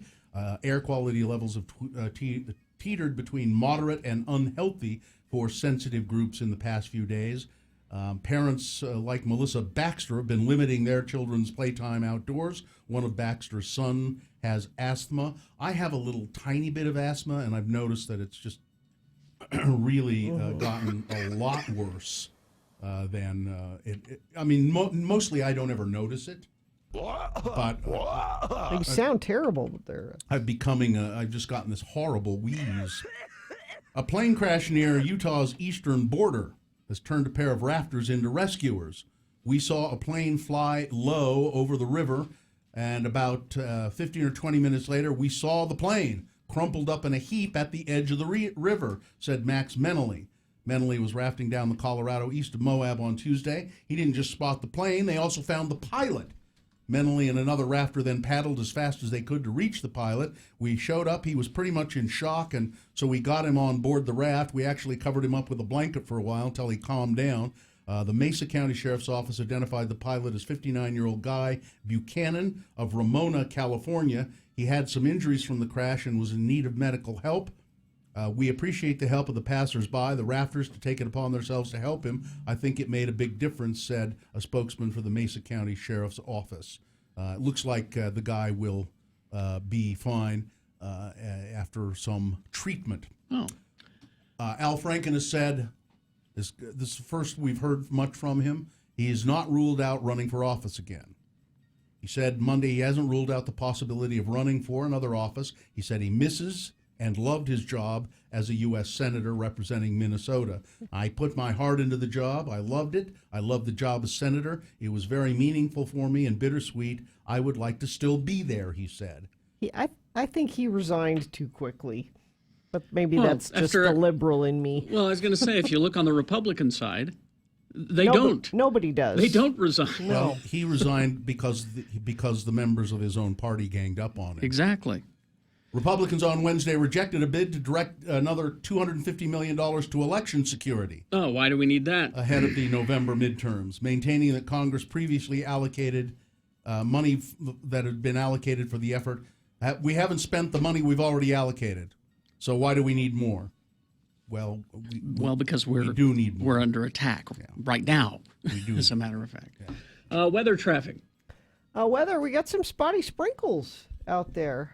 Not anything serious, but it will be a little nice change, at least having some moisture somewhere in the air. And some rain showers in North Salt Lake are slowing drivers down. I-15 near Beck Street, no accident, but just a little slowage in that area. Parley Summit is open from the overnight closures for the Wildlife Bridge. And I think, let's see, crash eastbound 35th South, I-215 West in West Valley, affecting the right shoulder. Northbound I-15 80th South, right lane blocked due to an earlier car fire. That's traffic. Elevate your summer at Snowbird, offering daily activities like the aerial tram, mountain coaster, and all-new Woodward Rectangle. Pre-purchase your all-day activity pass online for best pricing. Details at snowbird.com. I found the discrepancy of the fire names. Mm-hmm. Salt Lake Tribune has been reporting it as the Grouse Creek fire, which I think is true. Mm-hmm. Fox 13 is reporting it as the Goose Creek fire. See, that's where I heard it. Yeah, and I think it's the same. It's the same fire. Okay. I think it's Grouse Creek, but I'm not positive. Bird fire. Yeah, Bird Creek. They're both birds. Here's boner candidate number 3. Yes, this will ruin your life. A Metropolitan Museum of Art staffer has been busted, this is in New York, for upskirting at least 6 women, including a teenage girl on an Upper East Side subway platform. Oh. It's become an obsessive behavior of mine in the last couple of years, said Metropolitan Art Collections manager Fred Caruso. Oh, Fred. Police have arrested him. He said he had secretly filmed at least 50 women, according to court papers. He was caught in April after an eagle-eye cop spotted him filming up the dress of a girl who he admitted she looks like, she's between about 15 and 17. I clicked it on, and I was just holding it and trying to look nonchalant about it, but my intent was a poor choice of amusement. That's how he defines it? A poor choice of amusement? Yes, that's a poor choice of amusement, and I'm completely remorseful and mortified. I'm sorry. This is going to ruin my life, I'm married. Yes, this will ruin your life. Boner candidate number 3. Let's review the first two and vote. Number 1, I just love swimming. A very drunk woman jumping off a drawbridge in Maryland and then getting washed up on shore some hours later. When the cops asked her why she did it, she said, well, I just love swimming. And I was trying to get away from an abusive boyfriend. Boner candidate number 2, some things you should just never attempt to reuse and recycle. That's the CDC warning Americans, you're not supposed to wash and reuse your condoms. Don't do it. And boner candidate number 3, yes, this will ruin your life. All right, here we go. This is round 1 of the boners. You've got to decide which of these 3 candidates, these news stories, which one is the worst and therefore most qualified to go forward to become boner of the day. Possibly boner of the day. See, if it wins here, it's just the winner of round 1. And that's all well and good. But it has to defeat the winner of round 2's voting. That happens at 8:20 with 3 more candidates. So then we'll take the winner of each round, put them in the Boner Dome for Boner Fight at 9:20. That's when Boner of the Day happens. So pick your contestant. 1, 2, or 3. Remember the candidate number? Put that number in the message of a text. That's all we need in the message. It's just the number. Then text that to 33986. Or you can call 877-602-9696. Nick is taking votes in the producer's booth. Or go to x96.com and look for the box that says Boner Voting August 2 and vote there. All right. You've got less than 300 seconds. Let's go. This is round 1 of the Boner Voting.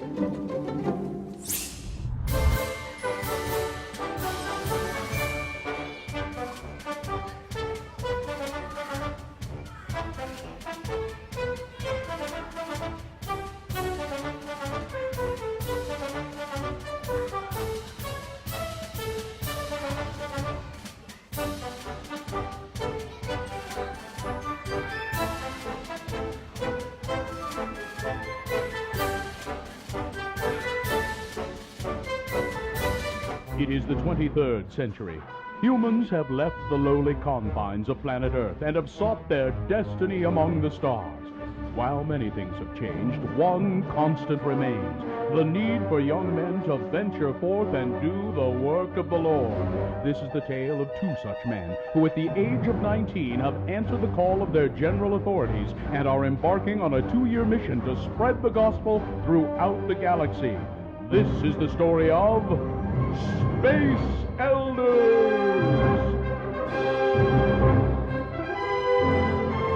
We join our elders as they pursue leads given them by zone leader Hansen. This episode finds elders Christiansen and Jensen trying to catch up to a rather well-known starship. Captain, scanners show 2 small one-man craft closing fast. Captain, they're hailing us. Analysis, Mr. Spock. Readings coming in now, sir. 2 single-occupant warp-capable 10-speed bikes. Spock, enough with the details. Who are they? There is a 99.7% probability they are LDS missionaries.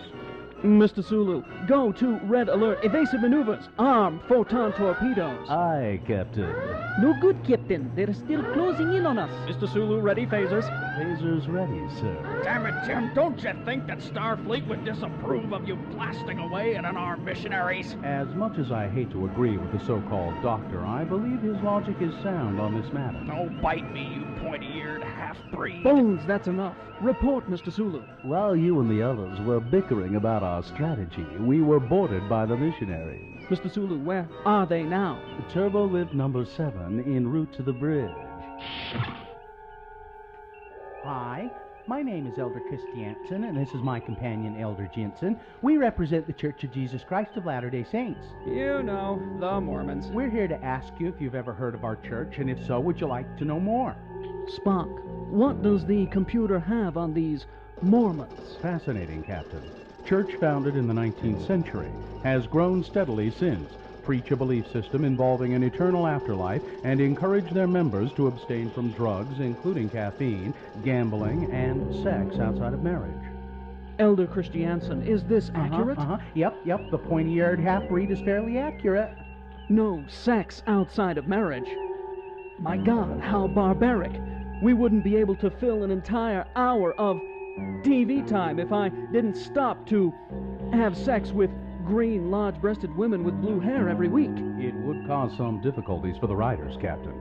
Spock, see if you can sneak around behind them and use the Vulcan nerve pinch on them. Excuse me, elders, but you seem to have some lint on the shoulders of your dark suits. Let me be of assistance.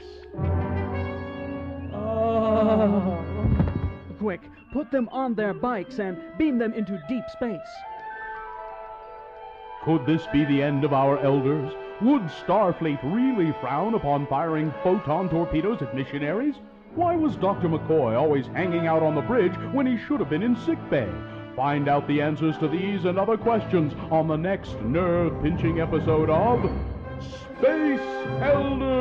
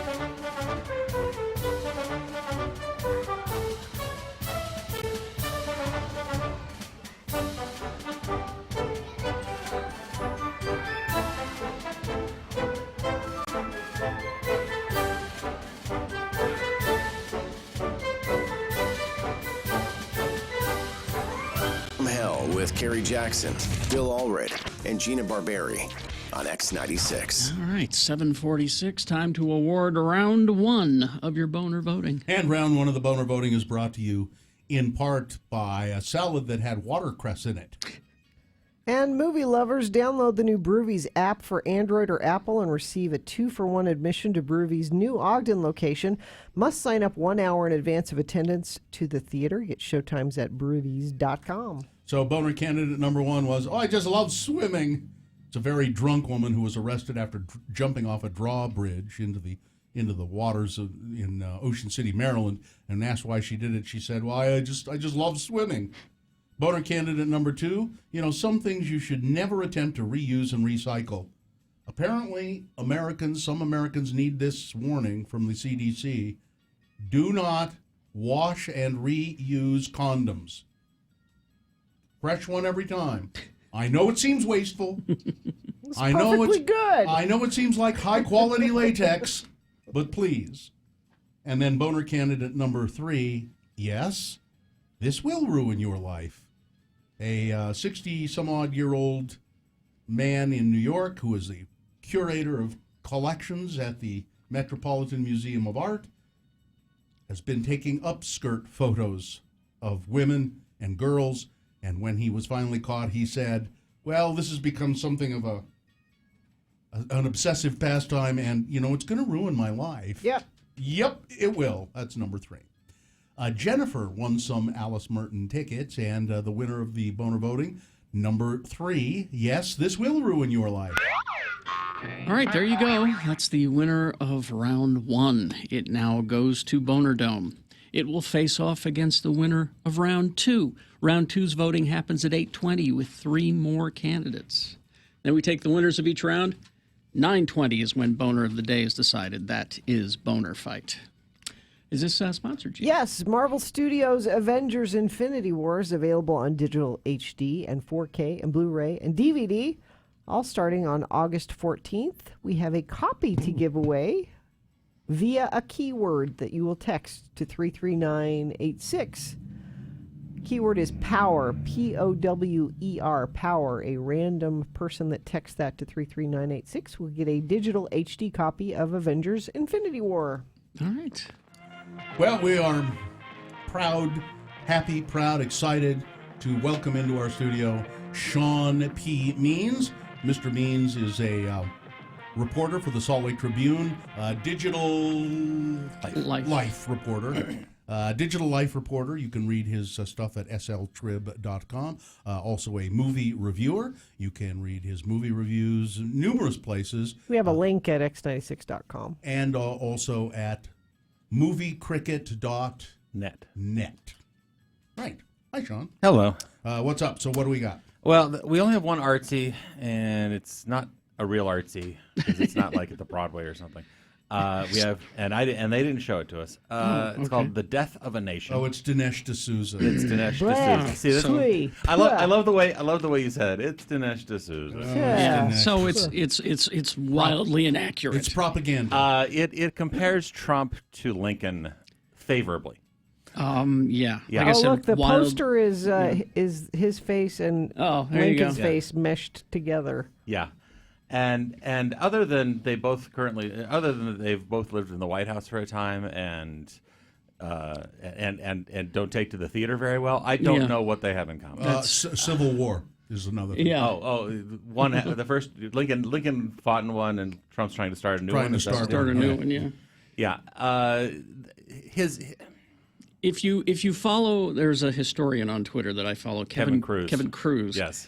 He debunks everything that Dinesh D'Souza points as historical fact on a very regular basis. Yes. And he's a history professor. He's he's saying, no, look, Mr. D'Souza, you are incorrect. You mean he's an egghead? Well, D'Souza's current theory is that the Democrats of the 1800s who were repped by Andrew Jackson and started the Klan are just the same as the Democrats today. Never mind. Well, they're called Democrats. Well, that's it. And they're just as racist, just in different ways. That's where it ends. Yeah, and the thing is, it's like no. If you know your history, as Mr. Cruz has pointed out, a lot of the Dixiecrats, Southern Democrats in the 40s, 50s, whatnot, switched over to the Republican Party as Nixon and so on started the Southern strategy, which was to divide and appeal to the racist base of Southerners, and everything kind of switched. Also FDR. So try to keep your parents, your aunts and uncles and grandparents from seeing this movie, is what you're saying. Well, they've already seen all the advertising because they watch the channels you don't watch. Exactly. Yeah. So it doesn't have wide release, does it? Pretty wide. Yeah. Wide enough to cause some problems and damage. It'll be in your suburban theater wherever you are. Yes. Yeah. Well, Trump's poll numbers are better than Lincoln's. There were no polls. They didn't have polls in the 1860s, but that's another, that's what you people say. and no president has been treated more harshly than Trump. That's right. Getting shot in a theater or anything. No, that's No. Well, then what about Darkest okay. Minds? We're going into the fartsies now. Oh, we're in the fartsies. Okay, Yes. Darkest Minds. The Darkest Minds.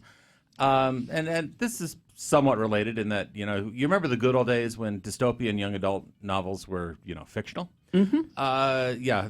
Those were good times, weren't they? And this is a throwback to that a bit. We have a near future society where children have all been struck by this strange disease. Most of them died, but some of them survived, and the ones that survived now have superpowers. Okay. And it's like Children of the Damned. Sort of something like that. And the government is afraid of them, so they've rounded up all the children and put them in detention camps. That's the part that's just that a little too close to home at the moment.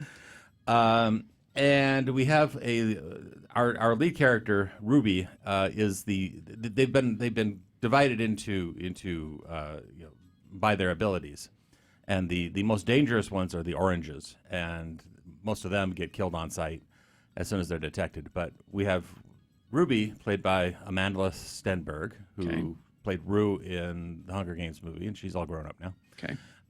She's an orange, and she's managed to survive by hiding out and pretending to be a green, which is just the lower level, safer. They're just super smart. Okay. And the oranges can do things to people's minds, and that's why they're the most dangerous. They would manipulate their yes, minds. They know those are the droids you're looking for. Yeah, in the X-Men universe, that's the case. Yeah. So she manages to escape with this detention camp with the help of a doctor played by Mandy Moore. Who is sorry. What? I don't know why it always bothers me. You have a low opinion of Mandy Moore? I just you don't think Mandy Moore could be a doctor? Sure, she Okay. I'm sorry. I'm sure I've met her. She seems very intelligent. Yeah, okay. And who is in charge of a group called who's trying to bring together children to fight the government and so on. But whether our character can trust her or not, that becomes an issue, and she winds up with a bunch of other kids who are on their own looking for a rumored and legendary safe space where kids rule themselves. So they're trying really hard to get a series of films. There is a trilogy of books. Oh, there is. Yes. Okay. Whether that's gonna make it to the movies, I'd have my doubts. Some of this feels like this should have been 5 years ago when Maze Runner and Divergent and those things. Are we kind of done with these? I think we are. Yeah. Because it's not as fun imagining the end of the world when you're watching it on CNN. And I mean, there's some good action here. The director, Jennifer Hugh Nelson, she directed the second and third Kung Fu Panda movies, and this is her first live action. And she's okay with action, and she gets good chemistry. And Amanda Stenberg is a cool young actress who's worth watching. So, but very middling on this. Is that L in her name accidental? No, that is not intentional. It's supposed to be there. Amandla. Amandla means freedom. Yeah, Bill, don't make fun of it. Okay. So what do you think? Leave Mandy Moore alone then. 2.5 stars. 2.5 for The Darkest Minds. All right, we'll get to The Spy Who Dumped Me and Christopher Robin right after these. Gina. Let's see if there's any traffic to tell you about. It's been a pretty quiet morning. Let's see. We have fire affecting the roadway. In Cottonwood Heights, there's a fire. Westbound I-215 23rd East. Off to the right shoulder. We'll have to look at that for the news, maybe. Crash eastbound 35th South I-215 West in West Valley, off to the right shoulder. That's traffic. All right, thank you very much. We'll get to the rest of the movies after these. You better get your ass to the X96 Toyota Big Ass Show, Saturday, September 1st.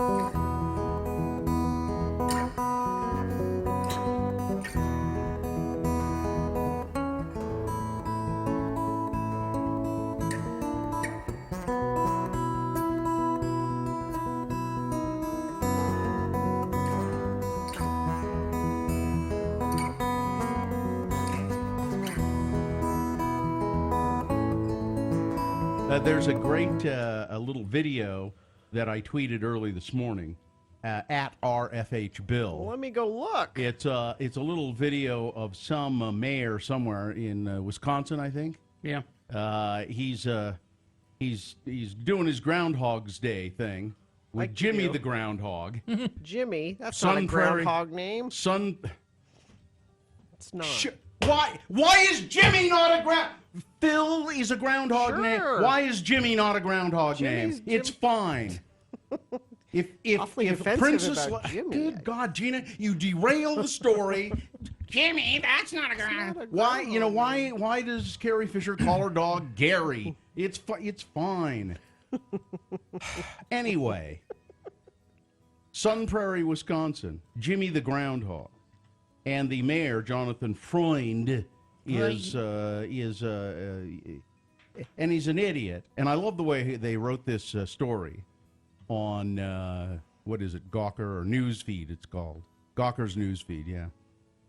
Low-rent Punxsutawney Phil impersonator Jimmy the Groundhog has the easy task, or the easy annual task of predicting each February whether Sun Prairie, Wisconsin will experience 6 more weeks of winter. This year, the job got to him a little bit as he whispered his prognostication into Mayor Jonathan Freund's ear. The weather will be, got your ear, sucker! I'm biting your damn ear off. How do you like me now? He gets a hold of it, too. Yeah, he does. He gets a good chomp in there. Yeah. You watch the He keeps little going. video. The mayor keeps going, though. He doesn't stop. Yeah, flinching from the savage attack on his soundy flaps, Freund attempted to translate the bite from groundhog to English. He didn't see his shadow, the shaken mayor stammered, so it will be an early spring. Jimmy's handler is obviously concerned about the integrity of the little biter's predictive record, later clarified that he had actually been attempting to indicate that winter would last another 6 weeks. It is Wisconsin, after all. So the mayor got it wrong altogether. Yeah. The mayor's office responded that only the mayor can translate Jimmy's prediction, the Milwaukee Sentinel-Journal reports. But it's a funny video. Watch the little My video. question is, what kind of a mayor name is Jonathan? I mean, really? It's a fine that's mayor a terrible name. mayor It's name. a fine mayor No, name. that's a terrible name. Jimmy is not a good name for a groundhog. Jimmy's a nice guy. Groundhogs are mean. Gino, why don't you just shut up? A texter points out Jimmy the Groundhog was part of the Gambino family. Exactly. That's your confusion. So What?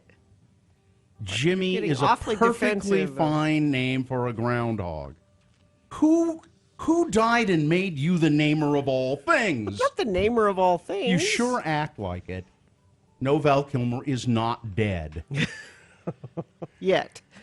And what kind of a name is Val for a Kilmer? Exactly. The Kilmers never named their children Val. What's wrong with them?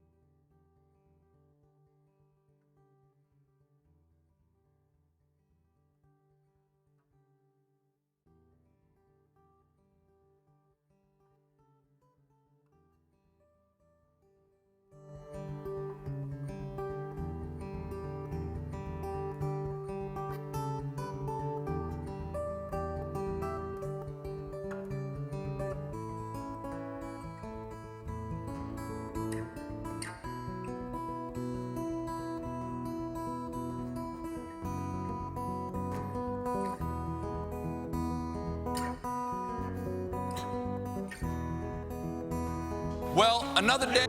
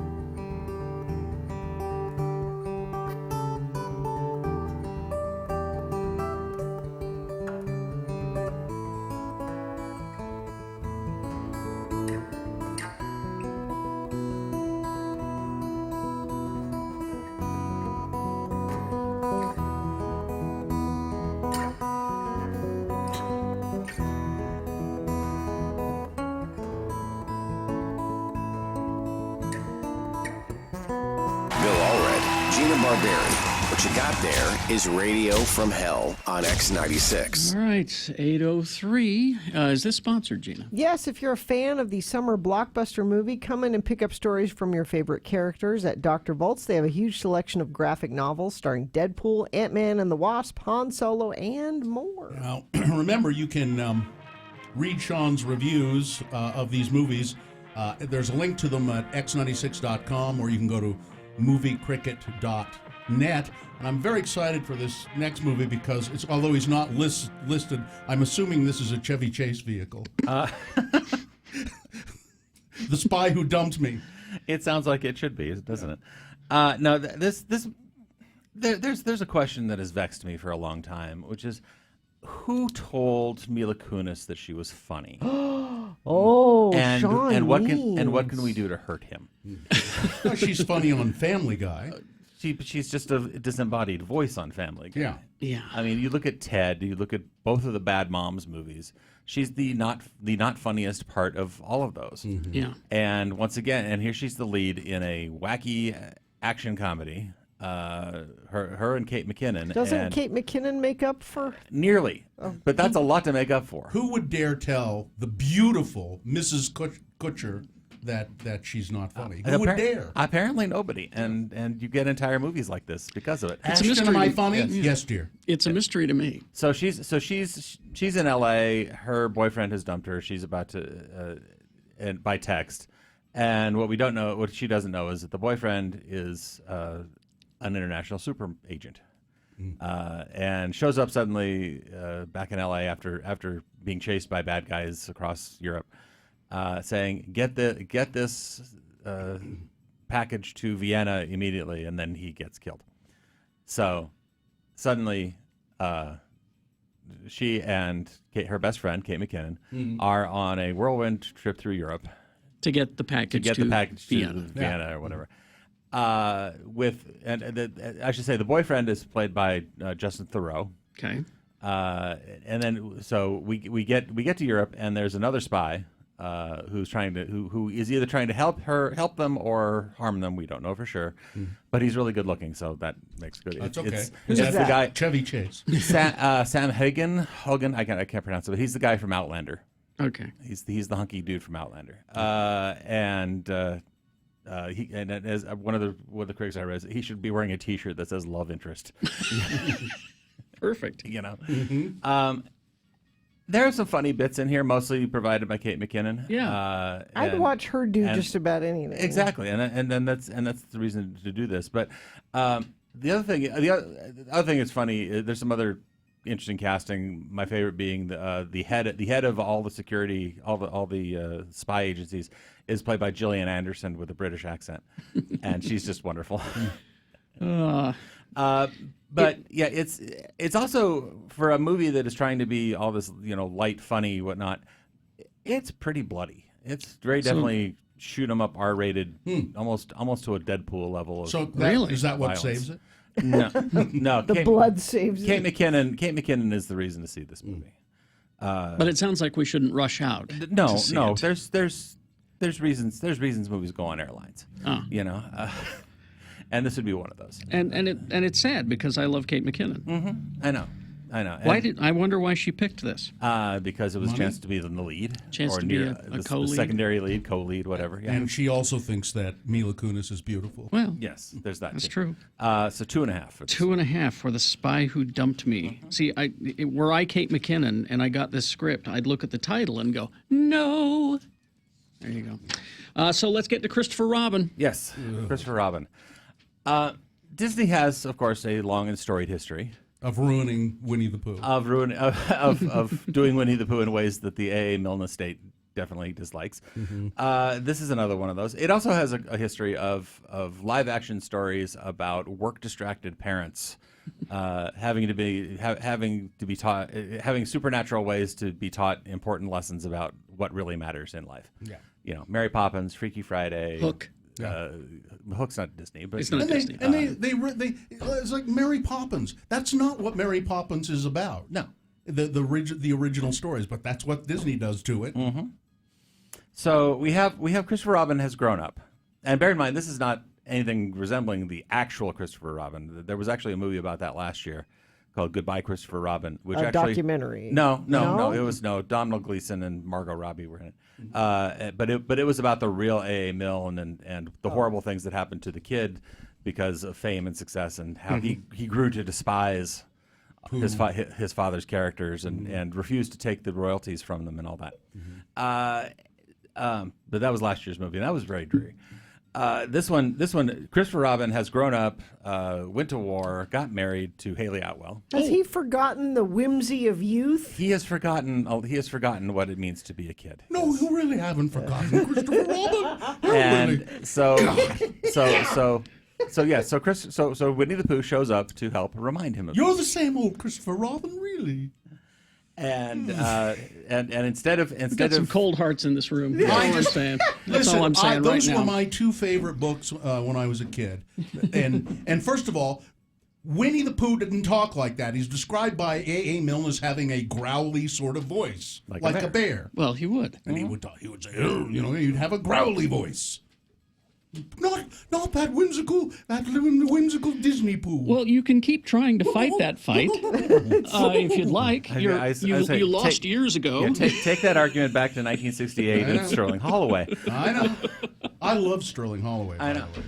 He's long gone. So, but we have Jim Cummings, the great veteran voice actor, who now performs both Winnie the Pooh and Tigger.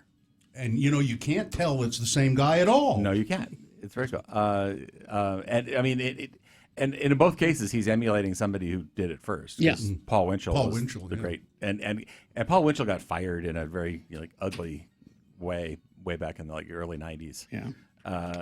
But the voice cast is interesting here. Peter Capaldi is Rabbit, which is kind of nice. Yeah. But, interesting choice. Well, the original Rabbit, who grew up here, Ken Sansom, died in 2012. So. Yeah. I thought that the casting of Eeyore was the Who do they have was do spot that? on. Brad Garrett is doing that it now. works. Well, for the last few years they had Everybody loves Pooh. For the last few years they had Bud Lucky from Pixar, who was like this perfect voice, but he also just recently passed. I've never heard that name before. That is a great name. Bud Lucky. Oh, there's a whole story about Bud Lucky. I'll tell you later. Bud Lucky. Bud. Anyhow, so Ewan McGregor, by the way, plays Christopher Robin as an adult, and yes, he has to forego working on the big presentation he has to deliver to work to help Pooh find his other friends. They're lost in the 100-acre wood. They are lost somewhere in the 100-acre wood. And so Okay. And yes, it is. The issue with this movie is that it takes about a half hour for it to remember it's a children's movie. It's very dark and very all gray and foggy and it's in foreboding. and it's it's like Eeyore was directing it basically. And it takes a while for this movie to sort of find the groove that it's a fun children's movie. Eventually it does, and that's when the movie actually gets kind of fun, very fun and very enjoyable. Now, is it are there animated characters combined with live action? The characters are like CG, computer animated, made to look like real stuffed animals. Made to look like the original stuffed animals, not the Disney ones. Right. Oh, well, that's good. Yeah, that's good. Although they still are very Disney. I mean, Pooh wears the red shirt. And all that. The shepherd, shepherd. Anyhow, so yeah, it does. It takes a while, but it does grow on you. It's very fun. I would also recommend staying through the credits because there's a cute, whimsical bit in the credits that has an old man playing at the piano, and the old man is Richard M. Sherman of the Sherman Brothers. The Sherman Brothers were the Disney composers who wrote the original Tigger Winnie the and Pooh Winnie the Pooh songs. They also wrote songs for Mary Poppins. Wrote It's a Small World. That's kind of cool. They are like these and Richard M. Sherman is still around. Turned 90 a couple months ago, and he pops up in this thing, and he's written new songs for this movie. And it's like if you're like a real Disney aficionado, it's like, aw, that's sweet. And that's ultimately what this movie is. Is like if you're a hardcore Disney person, you're going to be, oh, that's cute. Oh, so, but you didn't 3 stars. Oh, you have 3 stars. Yeah, okay. I'm sorry, I mislabeled that. All right, So. 3 stars. 3 stars. So you liked it okay. I liked it okay. All right, so that's Christopher Robin. Let's see. Let's run these down then. Death of a Nation, not screened. Don't bother. The Darkest Minds, 2.5. Spy Who Dumped Me, 2.5. And 3 stars for Christopher Robin. What do we got next week? We're not going to be here. Next week you have Black Klansman, which is Spike Lee's new joint. It's supposed to be. I'm curious about very that. Interesting. True story of a black FBI agent who infiltrated the Klan. You have to see the movie, to Bill. find out. That's right. I know. He talked like Winnie the Pooh. You remember Cleavon Little in Blazing Saddles? I do. Yeah, little like that. Okay. And also the Meg. Oh yes, the big shark, the big dumb shark movie. The Great Big Shark movie. Yes. It's Jason Statham. It's Jason Statham in sweatpants. Is he the shark? No. All right. All right. Thank you, Sean. Thank you you, can Sean. read all of Sean's stuff at moviecricket.net. Okay. Or go to the sltrib.com. Yep. Rollover crash, eastbound Bangor are approaching I-15. 2 right lanes being affected. Traffic getting by on the left lane and backing up before Redwood Road. There's a brush fire, I-215 between 62nd South and Highland Drive exits. That's the Cottonwood Heights fire, yeah. Emergency crews are blocking the 2 right lanes heading west. And let's see, crash northbound I-15 Pleasant Grove Boulevard off-ramp. That is affecting the right shoulder there. Why wait for a special occasion when you can celebrate at the Melting Pot every day? A night out with friends, family, or that special someone at the Melting Pot, locally owned and operated. So do we have any rain out there at all that's going to help with Yeah, that? we had some. Like the Cottonwood Heights I don't know fire? if it's going to help, but... all right, we've got Boners Round 3 coming up. Here are your candidates. Round 3? Round 2. Here's number 1. Oh, so you thought I was drunk, huh? Well, get a load of these. Number 2, maybe I should step away from my public duties. And number 3, you park rangers think you know everything. All right, round 2 of your boners, big boy news, opinioendo, all coming up next. UtahAdvocates.com is the website.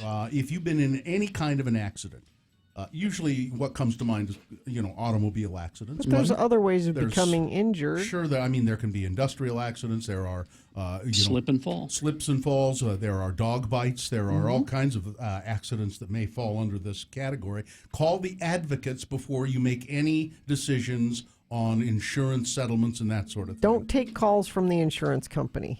How nice will it feel to tell them, talk to my advocate? I need to speak to my advocate first. Oh, well, we don't have to do that. Yes, No, that's when you know that you need an advocate. So if you or a loved one, somebody in your family has been injured in any kind of an accident, auto pedestrian accidents, another one, don't hesitate to call the advocates at 801-355-5550. Now these are available.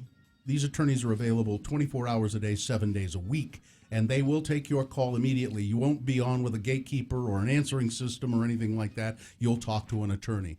And it doesn't cost you anything unless they get you a settlement. 801-355-5550 or UtahAdvocates.com. AWOL Nation.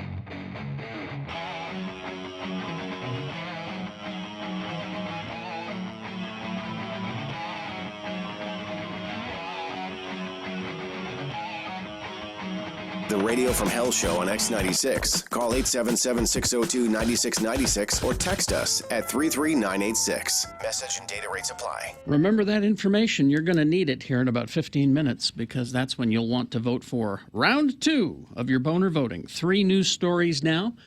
Examples of bad, stupid, or funny human behavior, and you'll decide with your vote who of these 3 candidates, which one do you think deserves to be the winner of this round, round 2? The one that you think deserves to go forward to boner fight and possibly become boner of the day, going up against the winner of round 1, which we did last hour. Boner fight happens at 9:20. That's when you'll decide boner of the day. So pick your contender for round 2 right now. 2 candidates now, a third after the news. Once you've heard all 3, then you'll vote. One of you lucky random boner voters will receive. I can't buy it. Gotta win it. Radio from Hell boner t-shirt courtesy of Excel Automotive Repair, Radio from Hell's official auto mechanics. Don't buy a lemon. Try Excel Automotive's $50 bumper-to-bumper used car checkover before you buy. Limit 2 cars per $50. Here's boner candidate number 1. Oh, so you thought I was dead or drunk, eh? Well, get a load of these. A woman who looked dead at the roadside, terrified, worried Good Samaritans when she jumped up and ran away. But that's not all. Around 8 police cars, raced to the scene on the A706 between 4th and Lanark after the alarm was raised at about 9 p.m. on Tuesday night. This is in Scotland. Mm-hmm. It's in Scotland where this occurred. So the police, there's a woman lying on the side of the road. And frantic commuters start making emergency calls after spotting this woman who they say must be drunk, drugged, or dead, slumped in a ditch by the side of the road in Scotland. One eyewitness who stopped to help the woman told the Scottish Sun, "Hoot, we stopped the car because we saw a woman's body at the side of the road." He said, "After we got out, it turned out she was alive, but she was either very drunk or drugged, and she claimed that she was trying to get back into the town of Lanark." A bus driver or a truck driver, what's a lorry? It's a truck. That's a truck. A truck driver then stopped at the point where the woman was lying. And at that point, she jumped up, lifted up her top and flashed the truck driver, and then sprinted off into the woods. The police are continuing inquiries into the bizarre incident, but have so far been able to track that bonny lassie down. Boner candidate number 1. "Oh, so you thought I was drunk, eh? Well, get a load of these." Do those look drunk to you? There's nothing drunk about them. Here's boner candidate. What is wrong with people? Know. Here's boner candidate number 2. Maybe I should step away from my public duties. A suburban Chicago state representative resigned this week after his ex-girlfriend accused him of posting nude photos of her online to initiate sexual conversations with men. How does that work? Look at my girlfriend. Now let's talk about her. Or, no, you pose as her. That's what he did. Oh, okay. Oh, he pretended. The resignation came in an unapologetic letter after pressure from Republican leaders, including Governor Bruce Rauner, who appointed Representative Nick Sauer to a state board. Representative Sauer, who was appointed by Governor Rauner to be the Tollway board director, was ironically also a member of the Illinois House Sexual Discrimination and Harassment Task Force.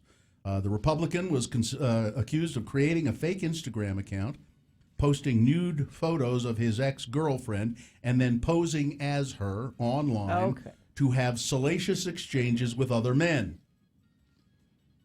Yeah. Mr. Sauer on Wednesday submitted his resignation letter saying he was stepping down as a result of allegations made by Kate Kelly, a former girlfriend. The victim filed a revenge porn complaint with Chicago police and a complaint with the Office of Legislative Inspector General. She first called authorities to report allegations charging that an ex-boyfriend had created this fake account. Then she said she had sent the photos to him over a 2-year period, but didn't name him in the initial report. And it didn't describe the photos, but the report said her former boyfriend asked her to participate in the acts that were depicted. Okay. So he asked her to send him these specific photos, graphic photos. She did. Thinking they were for private use. And then he... Yeah. So I don't... I'm sure there's an electronic paper trail. Yeah. Yeah, this shouldn't be hard to prove. No, he's more or less admitted it by saying, after speaking with my family, I feel it best to step away from my public responsibilities. He did not offer any apology, but said the allegations against him were a distraction. Dirty pitches. Boner candidate number 1, maybe I should step away from my public duties. I'm trying to think. I was just thinking in my mind now. So I say, don't ever send nude photos to a boyfriend or a girlfriend or even in a husband and a wife or a wife. I don't know. You never know. I don't know why you... Are there any nude photos of you out there, Gina? Nope. You're sure? I'm positive. Carrie? No. I was going to say no. And then I realized... Richie, nude? And then I realized there is one. I think I have it, and I'm the only one that has it, but I'm not positive. And you know why I never have? Because you never know. So don't do it, and then you never have to worry about it. I thought it was... well, never mind. So we'll get to boner candidate number 3 in just a second.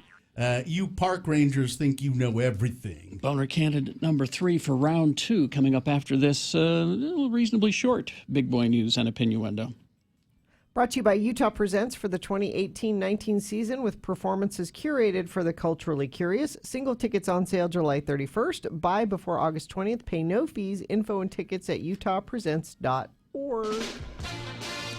Well, reportedly they're going to do a movie based on Gretchen Carlson's book and her allegations against Roger Ailes and Fox News. Well, there you go. Liberal Hollywood coming after us. And it looks as though at this point Nicole Kidman may play Gretchen Carlson in the yet-to-be-titled Annapurna film about the woman who brought down Roger Ailes.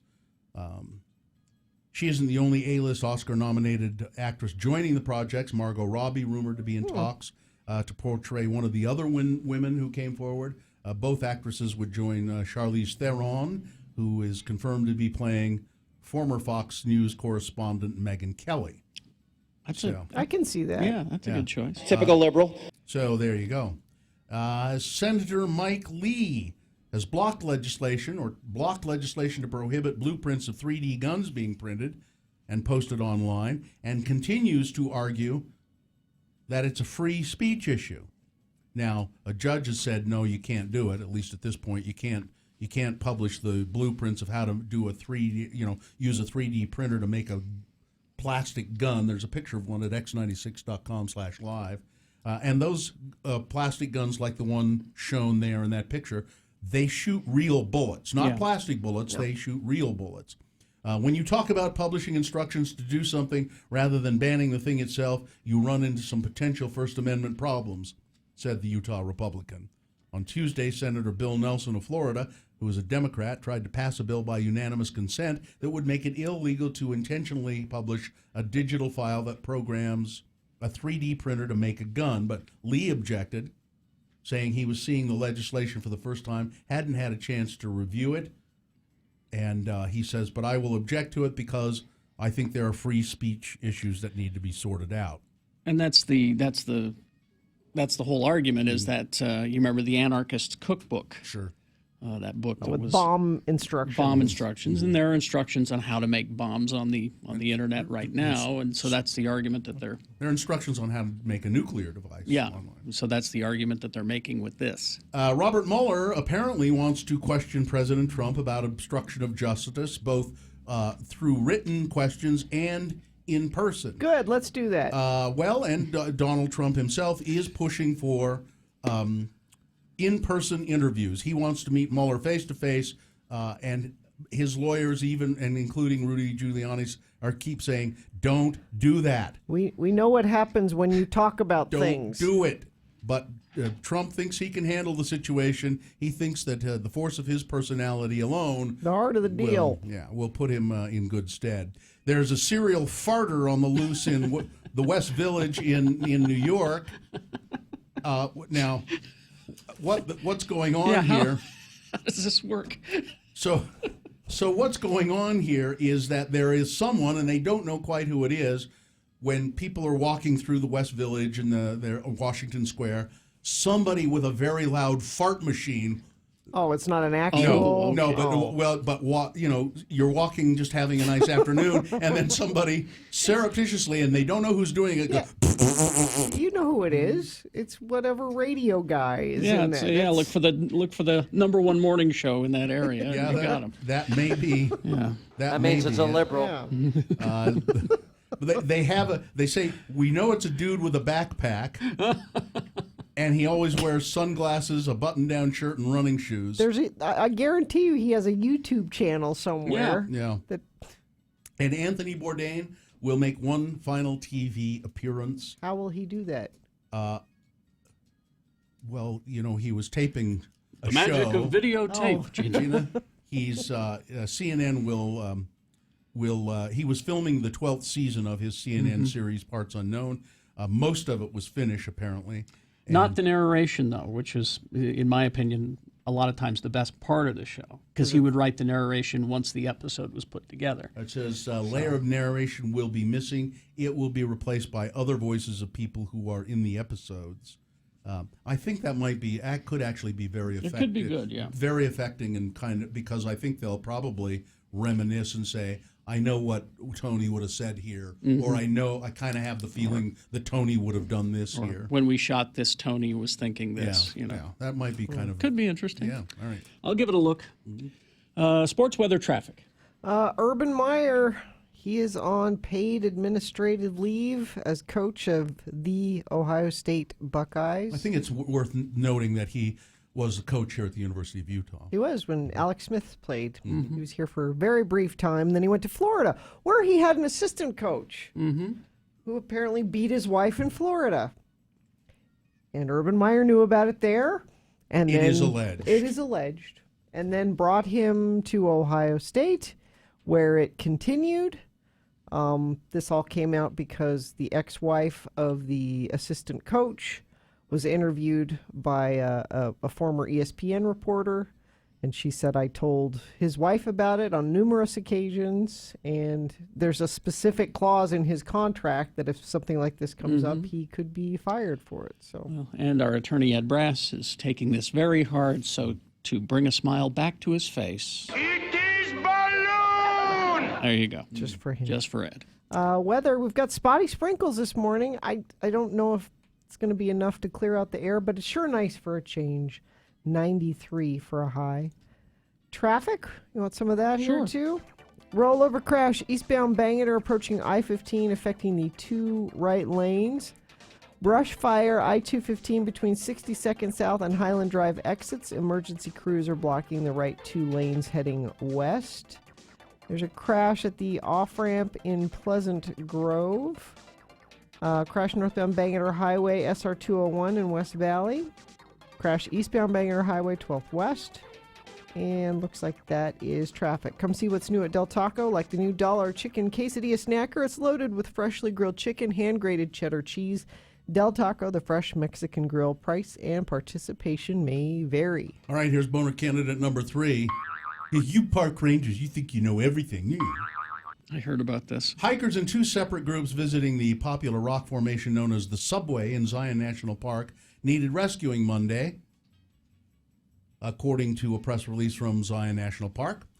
The ranger recommended that they take a rope and some harnesses for at least one of the rappels through the subway.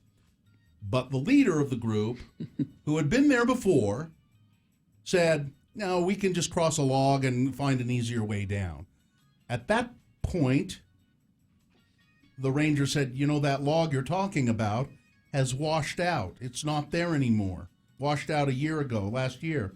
And once again, I recommend that you take this gear with you. But the group and the leader of the group dismissed the information and started on the We're hike good. without ropes. We got this. Ropes or harnesses. When they reached the 30-foot rappel, they attempted to make the 6 or 7-foot jump to the other side of the drop. One person landed badly, received a knee injury. They had to all be rescued from the subway because when a park ranger, an expert, told them what to do, they mocked them, and they mocked the park ranger and said, "We'll do it our way." Boner candidate number 3. You park rangers think you know everything. All right, let's review the first two and vote. Boner candidate number 1. Oh, so you thought I was dead. Well, get a load of these. It's a woman pretending to be dead or drunk, or maybe she was drunk and she was lying on the side of the road in Scotland, and people were concerned, and a truck driver pulled up, and all of a sudden the woman jumps up, flashes her breasts, and runs off into the woods. Boner candidate number 2. Maybe she said, "Ha, gotcha." Boner candidate number 2. Well, maybe I should step away from my public duties. Politician in Illinois, I think, says that, in Illinois, says he's going to step away from his public duties after being convicted or accused of, rather, revenge porn, taking nude photos of his girlfriend, his ex-girlfriend, and pretending to be her online, and so he could engage in dirty conversations with men. And boner candidate number 3, you park rangers think you know everything. All right, this is round 2. You've got to decide, of these 3 candidates, which one is the worst, the most deserving to be the winner of round 2. And if it wins round 2, it'll go up against the winner of round 1. That means it'll have a 50-50 chance of becoming boner of the day. And that's decided at 9:20 with Boner Fight. So pick your contender for round 2, 1, 2, or 3. Remember your candidate number. Put that number in the message of a text, and that's all we need in that message is just the number, 1, 2, or 3. And then text that to 33986. You can call. Nick is taking votes in the producer's booth at 877-602-9696. Or you can go to x96.com and look for the box that says Boner Voting August 2 and vote there. You've got less than 300 seconds, though. Let's go. This is round 2. Stay tuned for a 1-hour nonstop music wingding right after Radio from Hell on X96.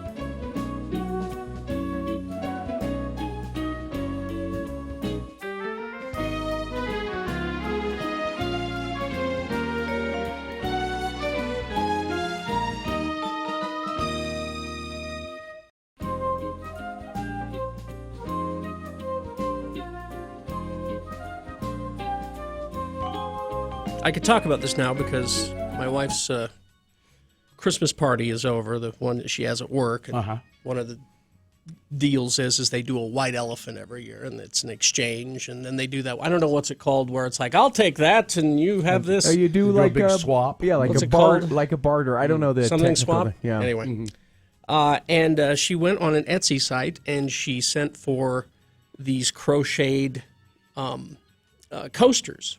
Cool. That was the gift she was taking to the party. And the reason they were funny is they were shaped like cats' butts. So they were round, and there was a little butthole in the middle, and then there were little legs and a tail. Okay, so someone had crocheted those. Okay. So she sent for 4 of those. Okay. Because it was like an Etsy thing, the packaging that they send is not going to be professional. Right. So just essentially the person stuffed them in an envelope and put them in the mail. In fact, the cheaper you can send them, then maybe you can keep a little bit of the postage on your end. Sure. Exactly. So we get the envelope, and it's in this plastic bag. We care. We care. From the Postal Service. Now, I like the Postal Service. I like our post office. I like our postal workers. I think the U.S. mail is great. They do a great job. Yeah. This envelope was soaked in some kind of chemical that smelled like paint thinner. Huh. But I like the fact that above the "We Care," someone had taken a label maker and made the little label that says "leaked on." So there was an accident. So there was some sort of accident with a chemical that they were mailing that smelled like turpentine. And they put it in that plastic bag. Yeah. And then So were the cat butt coasters ruined? Surprisingly, no. She was able to get them cleaned up, and they had a slight smell of paint thinner or turpentine or whatever. Well, that just made them better. Yeah. But anytime I mail a package, they ask me, "Is this flammable?" Clearly, the liquid that leaked on these cat butt coasters was flammable. Some people get to mail flammable stuff, and some do not. Or they lie. Yeah. But I just well, that's nice. So the Postal Service rescued the. Well, they just put it in that bag. Oh, they put the whole envelope. Yeah, they put the whole envelope in the bag, so it wouldn't get on other things. So it wouldn't get on other things, Because we care. Sorry about your cat butt coasters. Gag gift. Yeah. But the other, whatever it is not going to get leaked on because we got it taken care of. What's the fine print underneath all of that? We sincerely regret the damage to your mail during the handling by the Postal Service.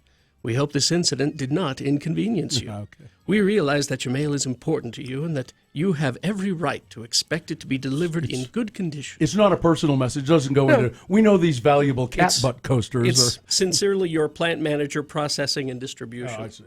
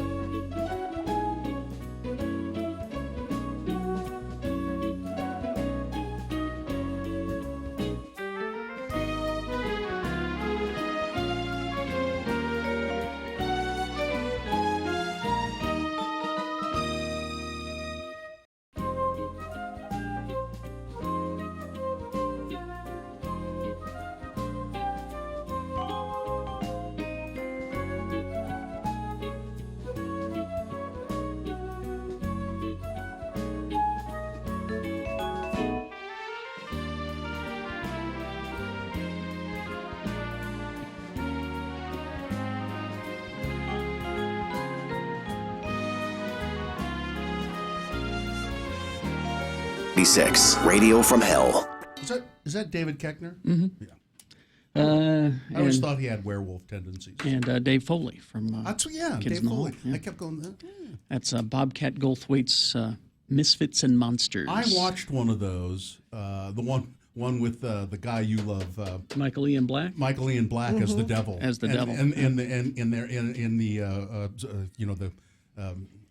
group therapy. The devil in group therapy is pretty funny.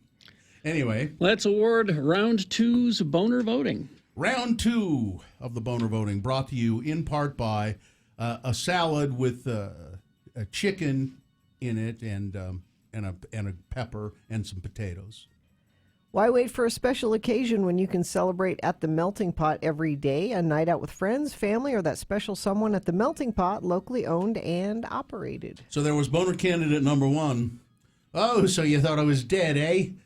Or drunk? Well, what about the... Get a load of these. A Scottish woman flashing it. It didn't get very many votes. Boner candidate number 2 and number 3, a real battle. Oh, really? Okay. Boner candidate number 2, maybe I should step away from my public duties. A politician in Illinois resigning amid charges from an ex-girlfriend that he published nude photos of her on Instagram, then pretended to be her in order to engage in salacious conversations with men. And boner candidate number 3, you park rangers, you guys think you know everything. Zion National Park visitors had to be rescued after mocking suggestions made by some park rangers as they hiked into a rugged part of Zion National Park. Someone named Gabe won a boner T-shirt, and there were 100 votes for boner candidate number 2. Maybe I should step away from my public duties. There were 102 votes for number 3. You park rangers think you know everything. Oh, just number 3 wins. I wanted number 2, but hey, you guys decide. So that's your winner of round 2. It'll go up against the winner of round 1 in a boner fight. Who will be boner of the day? You decide at 9:20. I couldn't even begin to guess. Yeah. Gina? So you guys all know that Mohammed's at camp. Really? I hadn't heard that. My youngest is at camp. I didn't know that. Been there since Sunday. Is this that camp where they sew sails for sailing ships? He's at a sewing machine all day, right? No. It's camp, summer camp, and he's away, and I can't talk to him. I can't communicate with him. Yep. Now I've been able to send him email that they print out and put on his pillow at night. What's that called again? The bunk notes. Bunk notes. Okay. And I didn't know I would get this, but yesterday I got an email from his counselors, just sort of an update on the week. Would you please come and get him? No. Now this is a email that was sent to every parent of the kids that are in his cabin. So there's like 6 kids in his cabin. I will change the names of the other kids to protect the innocent. To protect the innocent. Here is the email. But you'll use his name, Mohammed. Well, sure, he's my kid. Yeah. So this is email of interest? I guess so. Bunk note of interest? Bunk note of some report. Okay. We are having a fantastic week at camp so far. George is one of the most enthusiastic campers we've ever met and is brilliant at helping out his fellow cabin mates. Mike is wonderful with giving compliments and always making other kids smile. Henry has really come out of his shell and loves being a helper at dinner time. Uh-oh, I think I know where this is going. Bobby has wonderful dance moves and is one of many in the cabin that are learning to the Diablo. I think that's that string. I don't know. It's a thing. Anyway, he's learning that. Terry is a returning camper, and it's so fun recounting all the old memories with him about past years. And he loves Fortnite. He even made themed shirts for the whole cabin. Now, I'm going to guess. So is it Mohammed next? No. Okay. Robbie is a fantastic influence on the other campers because of his constant positive attitude and massive smile. Our campfire was amazing on Monday night. We made s'mores, and Jeff got the chance to show off his charcoal marshmallow making skills. The cabin also made a crest to represent our cabin during arts and crafts. And where's Mohammed? I'm getting to that. Okay. And Walter led the painting of the shield and nailed it. Okay. Jimmy proved himself to be the survival expert yesterday. His team's shelter is almost waterproof. Mountain biking was brilliant too. We took a ride on a trail, and Mohammed enjoyed putting his feet in the river so much he almost made us late for lunch. You know, that's not far from what I was I thought they were gonna say. And Mohammed washes his hands frequently. Is what I thought. Every other kid had these glowing accomplishments yeah. and feats and your kid gets his feet wet and almost made them late. Made everybody for lunch. late for lunch. Yeah.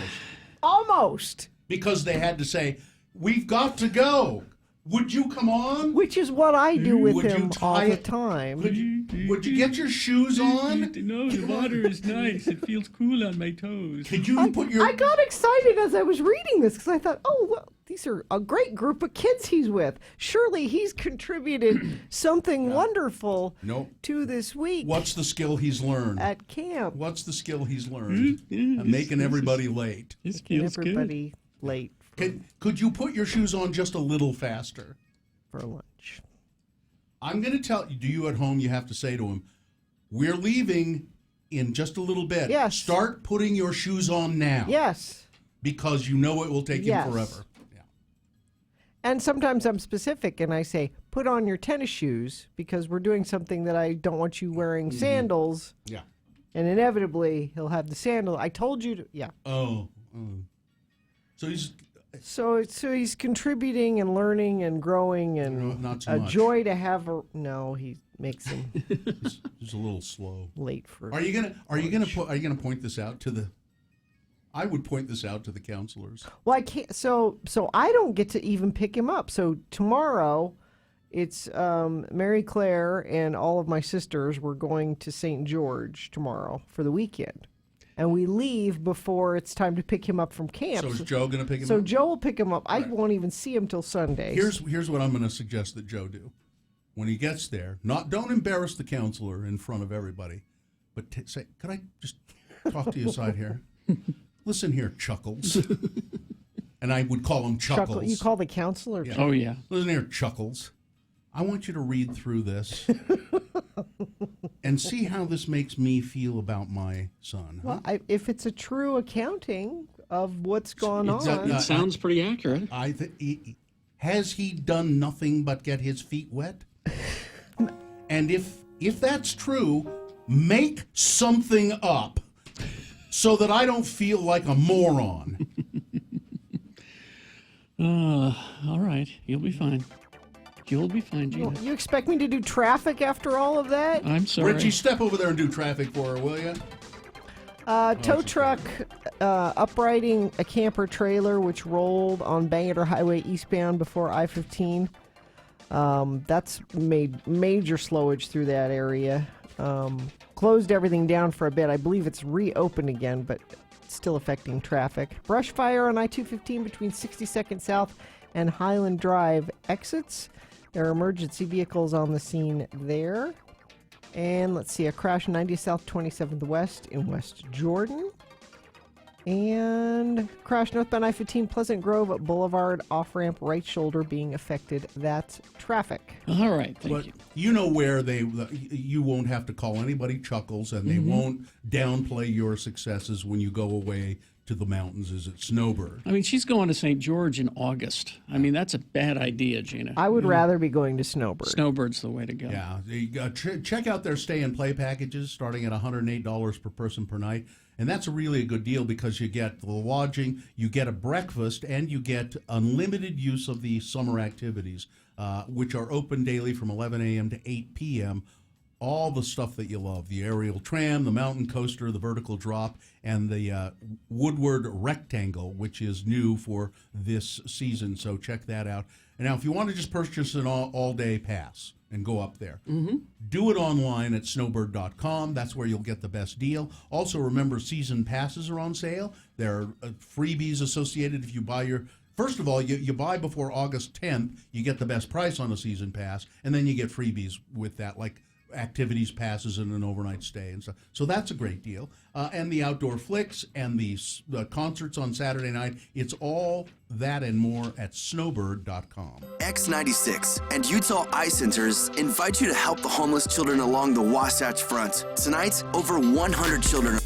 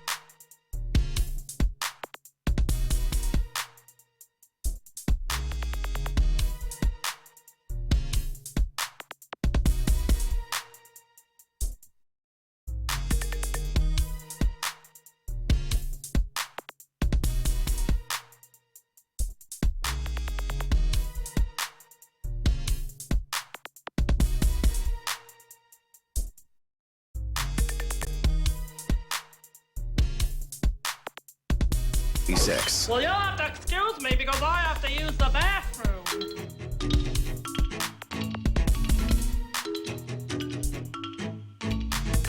I have to go to the Whiz Palace. You know, Dave, the place where the toilet thing. It's a bathroom. It's called a bathroom.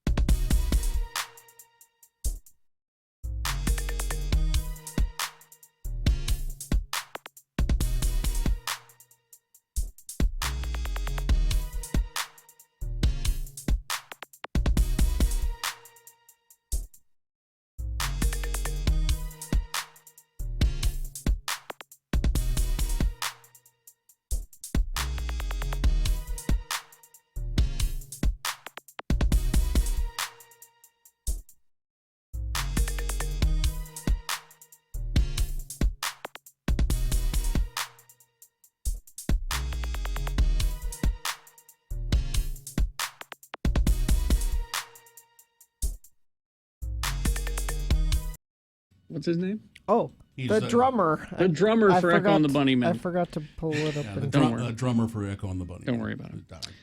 No, it didn't die. No, he was born. He was born. Oh, I thought he was dead. No. Well. Yes, Dylan. Hi. Well, I'm in here. You were talking about camp earlier, and Yeah. I think Bill wanted to trudge up some memories I would rather forget. Well, you brought it up. I'd forgotten.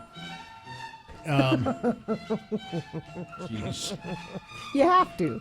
So, I was thinking of, camp, and I've had two sons that my younger son gone to camp. He went twice. He hated it.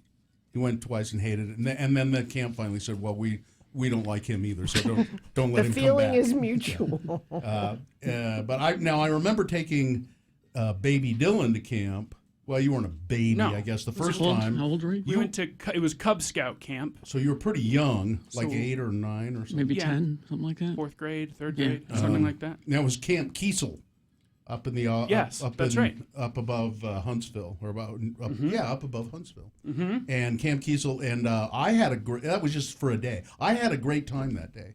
You had a great time. I thought it was fun. I didn't enjoy that, as I recall. Well, you enjoyed some of it. Yeah. The only thing I didn't like was that they wouldn't let you smoke. And you were smoking at the time? I was smoking at the time, yeah. Yeah. And but there was another dad there who had chew. He said, Here you go. Let you have a dip? Well, he said, are you enjoying camp? And I said, well, yeah, that's sure like a cigarette, though. And he went, oh, I know what you mean, but here, try this. And it worked fine. Oh, good. But we got to shoot BB guns. That was fun. I liked that. We did leather work. Yeah. Did you lash something? No, I don't think so. I don't remember. We got to shoot bow and arrows. Yeah, I was a little intimidated by the bow and arrows. I think I remember. And then there was a segment where they had at Camp Kiesel. There's a little dammed off swimming pool lake thing there, with kind of cold water. And they had rafts, canoes you could get in, and I couldn't get him to do it. Terrified of the rafts. Terrified of well, getting. they can flip over. I get it. Yeah. They had life jackets. You're still in the cold water. They were canoes. We go out and canoe. But no, he wouldn't go canoeing. Well, you don't know what's in that water. No, you can't see the bottom. It could be cold in there. Jason Voorhees. Right? Yeah. Freddie could be down there. No, Freddie wouldn't. No, be. Jason Voorhees would be down. What about a shark? No. No, fresh water. So that was. I don't know if it's fresh water. So it was good father-son bonding that you guys had. Yeah, then? sounds like. I mean, it was pretty good. Except I kept trying to browbeat him into go. What's wrong with you? You won't go on the water. And then I believe I started to cry, and you said, "Okay, all right, you don't have fine. to come." But then I have this memory of standing on the dock by myself as you went off in the canoe. You went without into him? the lake and Well, just yeah, left I me wanted- there Yeah. crying on the dock. Yeah. Oh. Well, I wanted to do it. Right. And you wanted to go out in the middle of the lake and smoke where no one could see you. That's what it was. That's right. I'm going to go out here and smoke. That seems a little wrong to. Aren't you there for him, not for Yeah, you? to- Isn't to it go not without about him. what you want to do, but what your son wanted to do? I was there to try and turn a young boy into a man, and if that wasn't working, to hell with him. And then, yeah, and then, Dylan went to. So Dylan, over my objections, went to Lutheran school for a while. Yeah, and I made you come pick me up at Lutheran camp. 2 years we did. For, this. yeah, a couple times, and made you sing all the camp religious songs, right. and watch the Well, that seems kind fireside. of mean to do that to your father. Yeah, well, I didn't. Yeah, I went there the first time. I thought it was cool at the time. The first time I went to pick him up, I flew up there, which was kind of fun. I flew up by myself on a commuter airline, and it was up in Stanley, Idaho. And you fly and then get a car and drive up into the mountains. And I said, "Okay, let's go." And he said, "No, we got to stay. We have to stay until this afternoon." Or yeah, and they did a reenactment of John the Baptist baptizing Jesus in the lake, and there was not when song- John the Baptist got his head cut No. off. Not that. that would have been. no, we don't talk about that part. They don't. But it was okay. I got to meet somebody famous. There was a guy there with his kid, a famous guy there with his kid at that camp. Irv Cross. Who? Irv, don't you remember Brent Musburger and Irv Cross? Irv Cross was Brent Musburger's football sidekick announcer on CBS for years and years. Really nice guy, former football player, played at Northwestern, drafted by the Philadelphia Eagles. He was their 1961 draft pick. Would his kid get in the canoe? His kid played Jesus, please. He played Jesus? Yeah, Dylan played a villager. Yeah. He was a villager. I delivered milk. Yeah. Villagers didn't deliver milk to Jesus? Yeah, in Lutheran camp they do. But that was a different part of the bit. Okay. But that was a beautiful camp. You went back a second year. Near Sun Valley, Idaho. Yeah, it was beautiful. I went 3 or 4 years. Yeah, you liked it. You actually pretty much liked it, didn't you? They didn't have canoes at the Idaho camp, just at the Ogden camp. So I liked that one better. Your sister went with you too, and she did not care. No. Well, does that does that event come up in therapy an awful lot? It's going to now. Oh, okay. For sure. We dragged that memory back out of you. So. Fodder. Thanks. Well. All right. Thank you, Dylan. We got boner fight coming up. Stand by for that. We got to shoot BB guns, okay? Okay. Yeah. We got boner fight. Let's see. Do I do a preview of them? Nope. We just talk about Everest collision repair. Okay, we can do that simple. If you need your car fixed up, if it's been in a crash, that's where you want to go. Everest Collision Repair. Jamie Cox, Sean Hogan, they've built a remarkable collision repair empire. You know, it's interesting when you're in a collision like I was, and you tell your insurance company, yeah, I want to take my car to Everest Collision Repair, and the insurance company says, oh yeah, we work with them all the time. Yeah, that's a good choice. Usually they try to talk you into going somewhere else. They can't do it. They can't. You can take your car wherever you want. Now your insurance company may say, well, take it here to get an estimate. But if you're taking it to Sean, that's fine. But we still need an estimate. But not a big deal. So if you've had any kind of a car accident, or if you just want to refurbish your car, it's looking kind of shabby, Everest Collision Repair, download their app for free, and that'll help you with your car repairs. And also, they may pay up to $200 of your deductible. Nice. So Everest Collision Repair, 4 locations: Salt Lake, Sandy, Tooele, and Ogden. Everest Collision Repair. Radio from Hell on X96.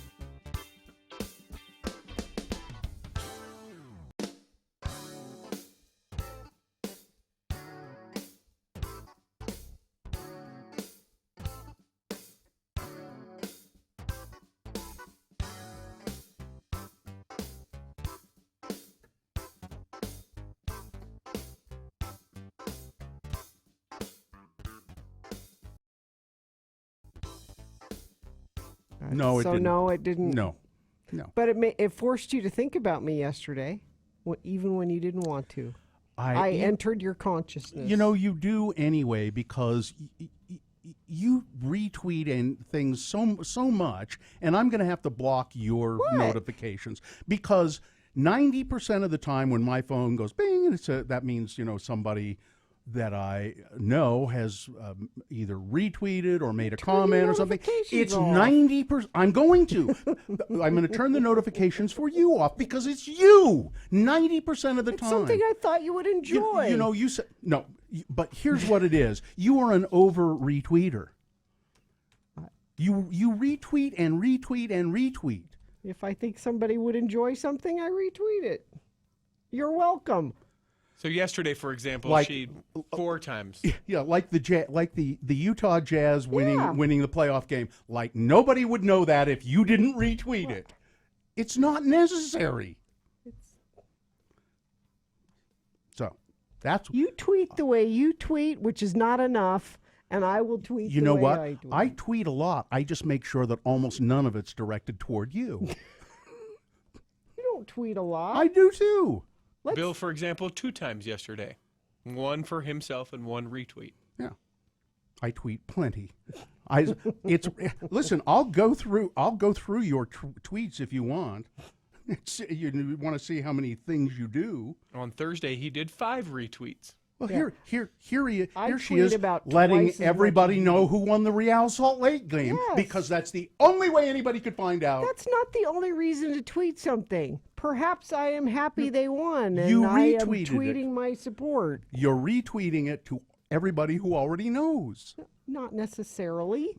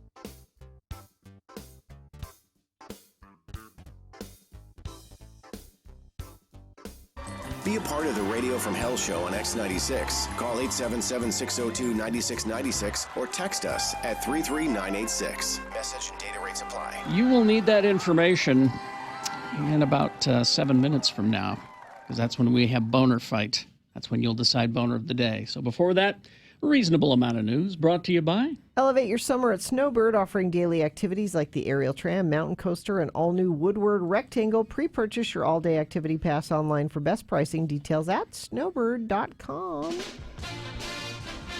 Well, let's see. I'm trying to see Utah wildfires still burning here.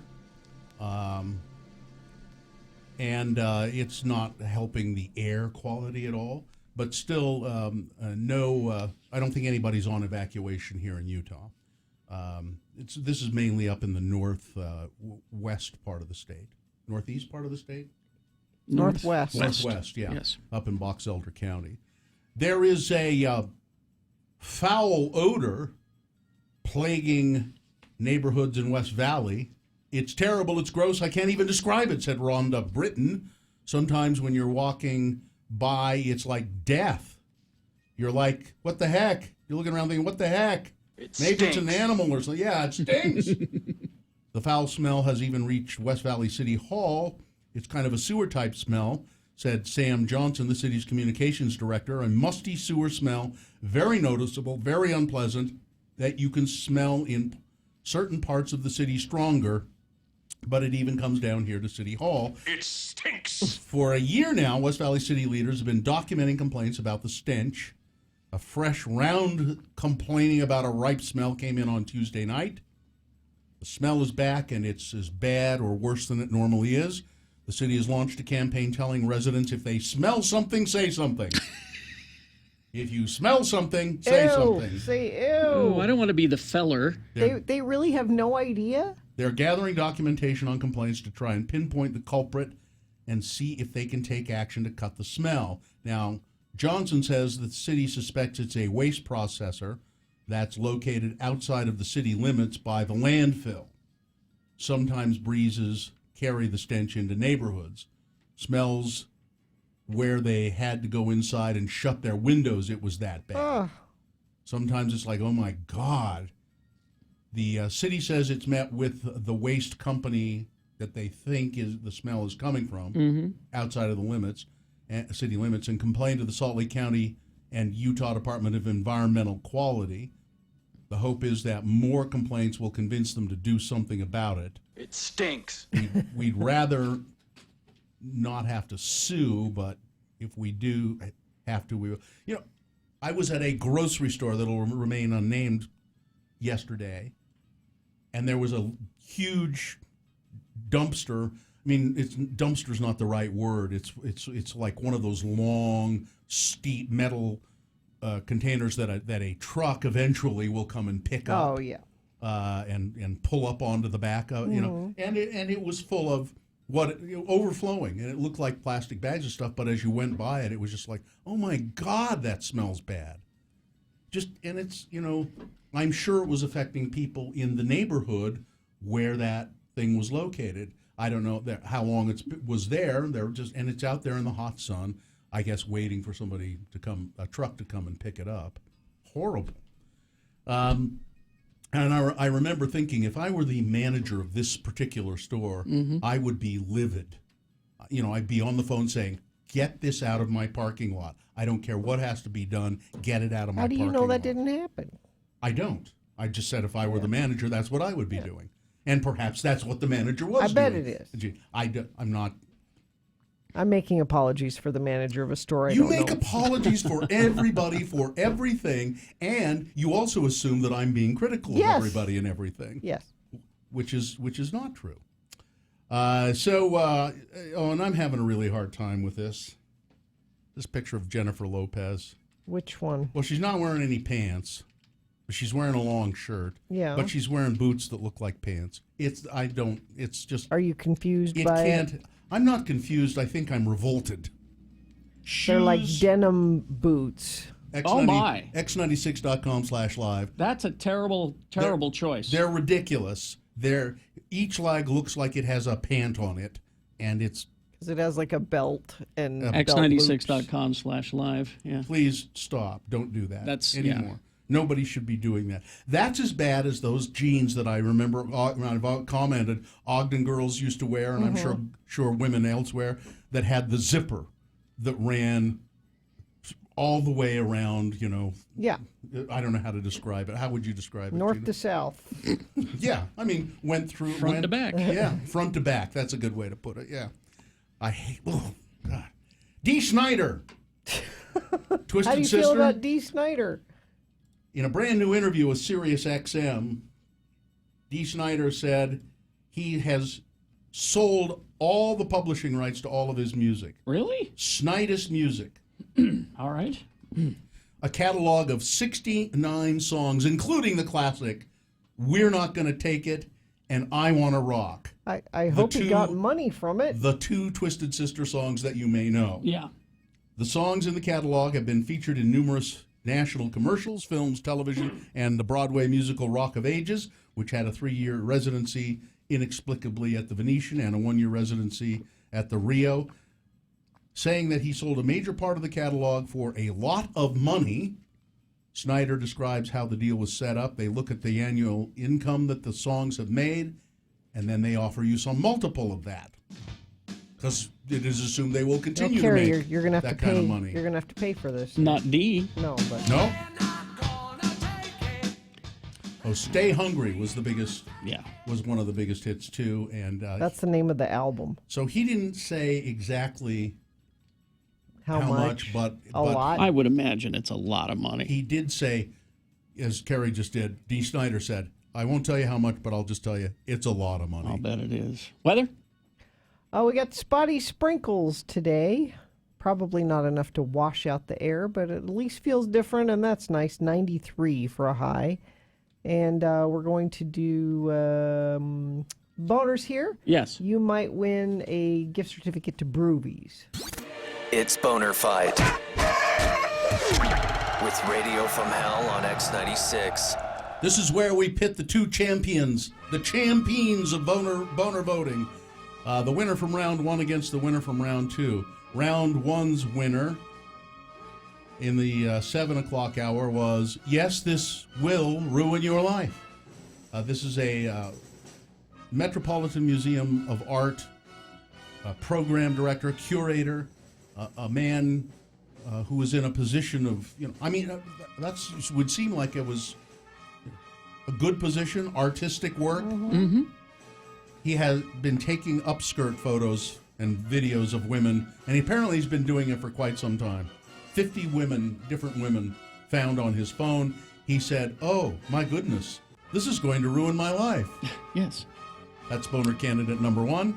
Boner candidate number 2, you park rangers think you know everything. Some visitors to Zion National Park who wanted to go hike a place called the Subway. The ranger advised them that they should take some ropes and harnesses when he saw that they didn't have that gear. They said, we don't need that. We'll just use that log. And he said, no, that log has been washed out. What do you know? We'll be fine. Someone was injured and they had to be rescued. That's boner candidate number 2. There you go. You've got to decide which of these two candidates is the worst. Which one should be boner of the day? 1 or 2. Remember your candidate number. Put that number in the message of a text. That's all we need in the message is 1 or 2. And then text that to 33986. You can call 877-602-9696. Use your voice to vote. Or go to x96.com. Look for the box that says Boner Fight August 2. If you don't see that box, refresh. It should appear. There you can vote. All right. Only got 4.5 minutes to do it. Let's go. This is Boner of the Day. X96.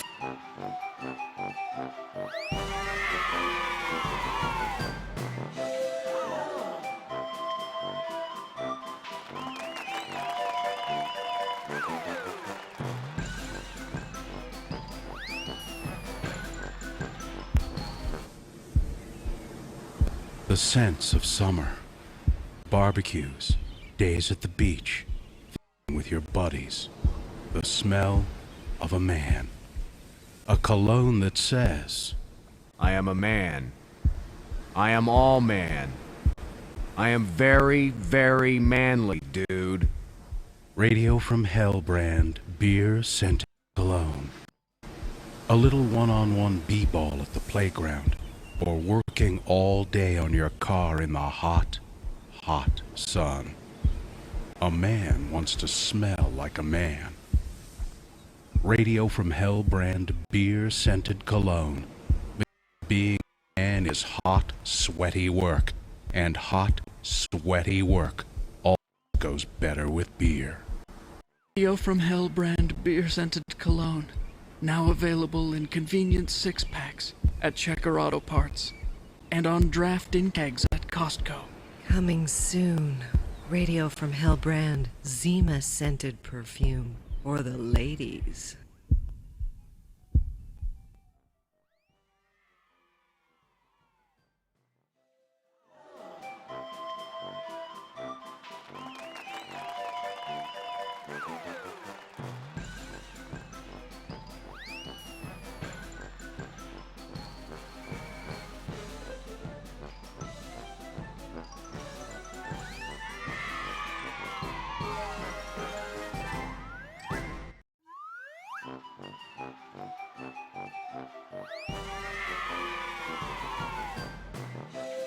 Just a quick note here. Is a statistic for you. Only 1 out of 9 people say that they would donate, when they died, would donate their uterus for transplant. Why only? One now, out are of 9. these people? Only 1 out of 9 said that they would allow a family member to donate a uterus. They're doing uterus transplants in they're playing God in Russia or someplace like that. Are these people that would donate other organs? Yeah. So you can have my eyes, you can have my kidneys. Can't have my uterus. Why? Uterus donation, they think is. Oh, it was in Saudi Arabia. I think it was done. Doctors in Saudi Arabia. I guess they. I don't know. Okay, Gina, would you donate your uterus? You can have whatever you want of mine when I die. Because guess what? I'm dead. Richie's raised his hands. I want your uterus. You can have it, honey. I'd keep it in a box. I'd use it for a catcher's mitt. Please use. Take everything's very well preserved. I think people think it's just too creepy. Your uterus is well preserved. Sure. It's low mileage. Only One 2 owner. kids. It's a one I owner. only drive it to and from church on Sunday, and that's it. Yep. Well, okay. Good. Please okay. have it. All right. Take my uterus.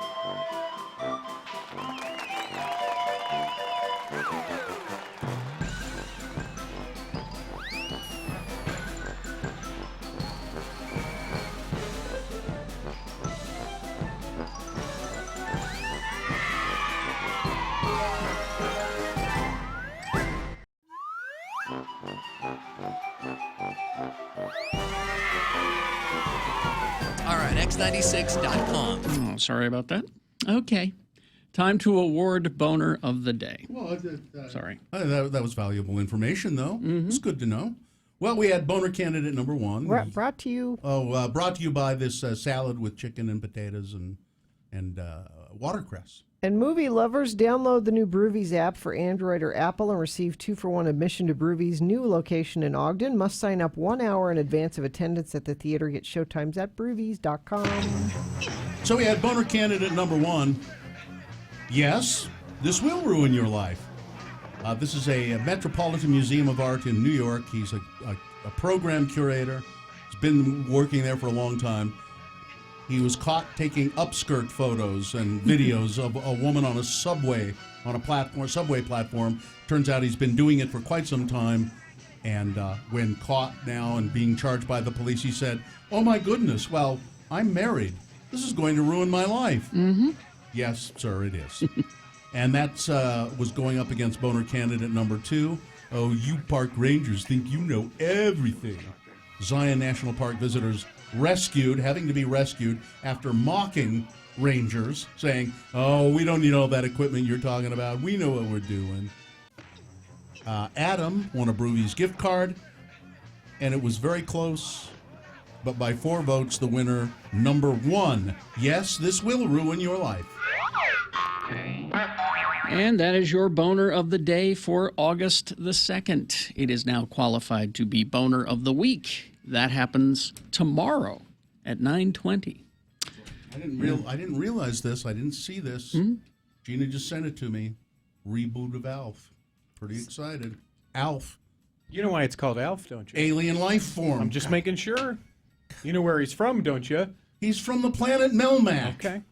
His real name is Gordon Shumway. Bill's the biggest Alf fan you've ever met. I used to watch the Alf cartoon. Wow, that's dedication.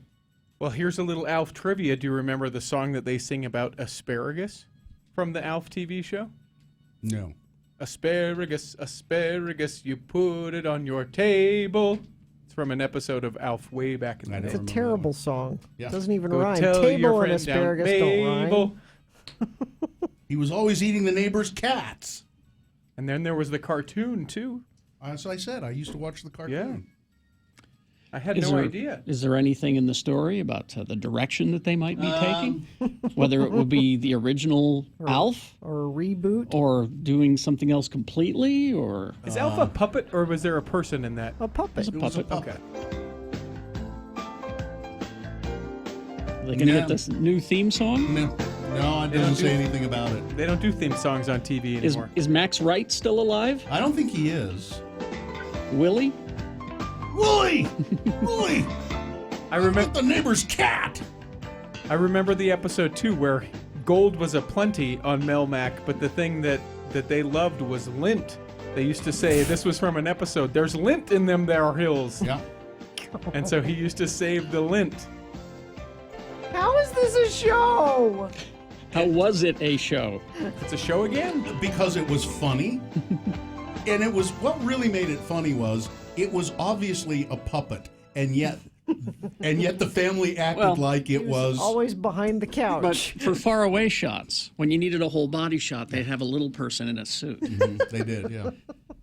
But it was when you meshed the two, it worked out. See, I always looked at it as a really a story of a family who was deeply, deeply mentally ill, and they had this puppet that they all thought was real. And they decided that they would pretend that it was an alien from outer space, but it wasn't. But then they did really trippy things on that show, too. Like they did a whole Gilligan's Island fantasy crossover. Yep. I think it was a 2-episode arc with the living cast members of Gilligan's Island. And it was bizarre. Bring it back. No. Well, they are. I guess they're going to reboot it, but they're not saying... No one about who's going to be in it? Nothing? There's no clues? It doesn't say anything in this story. It's just that it's a hot property. Suit the law. The gas is on. I forgot to light the oven. Oh well, better late than never. He was kind of like Rodney Dangerfield. And then he blows it up. He blows up the kitchen. TV. He's such a pest. Why did they keep him around the house? He was always a menace. How did it end? I don't remember. Does he go back? Because they'll have to address that unless...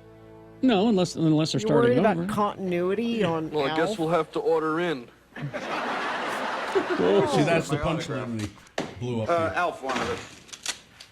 It's for a friend. Well, we'll be back in a couple of hours. Now, don't get into any trouble. Don't worry about Willie. I'll keep an eye on him. I was talking to you. I know. I was being playful. Why is it so Not slow moving? funny. Does it seem also really slow? That's the show. That's the way TV was back There in were those days. 100 episodes. Yeah. 100 of that. And 3 networks. That's it. Yeah, it was what was on. Why did you watch that? It was on. It was on. Yeah. It was. That was really most of the TV. Kids back in the day. There's 3 You channels. turned on the TV and whatever was No, on. that's not to say that there wasn't some great television. Barney Miller, for instance, was a great television show. All in the Family. All in the Family. MASH was a really good television Cheers. show. I was raised on Cheers. You know, so there were great television shows, but not many. Not many. There was just a lot of stuff, And and you watched it because it was on. And the ones that you remember as being great, go back and watch them again. They're not. Not good. And No. I'm pointing directly to Knight Rider, No. The Incredible Hulk. BJ and the Bear. Now you shut up about BJ and the Bear. There was no bear in it. That was a monkey. The monkey's name was Bear. I'd have watched it if it was BJ and the Monkey. Why did they name the monkey Bear? I don't know. That was stupid. But Greg Evigan was cute, and that's all that mattered. And that is all that mattered. And it was on.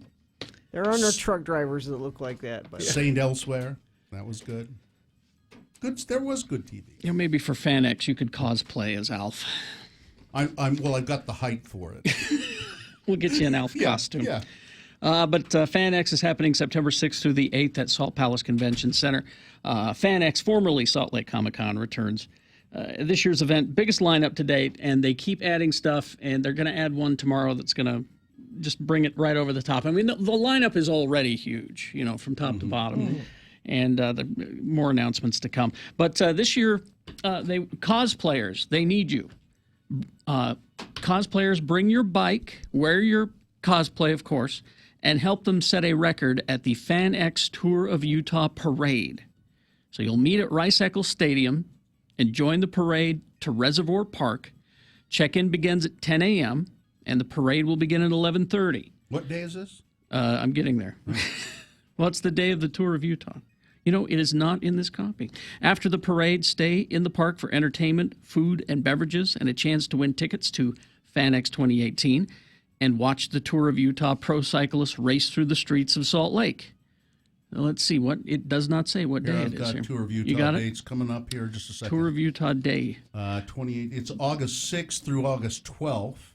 All right. So, well, you know what? To register for the FanX Tour of Utah Parade, I'll bet the information is at fanxsaltlake.com. All right, there we go. Diplo in concert Thursday, August 16th for just $10.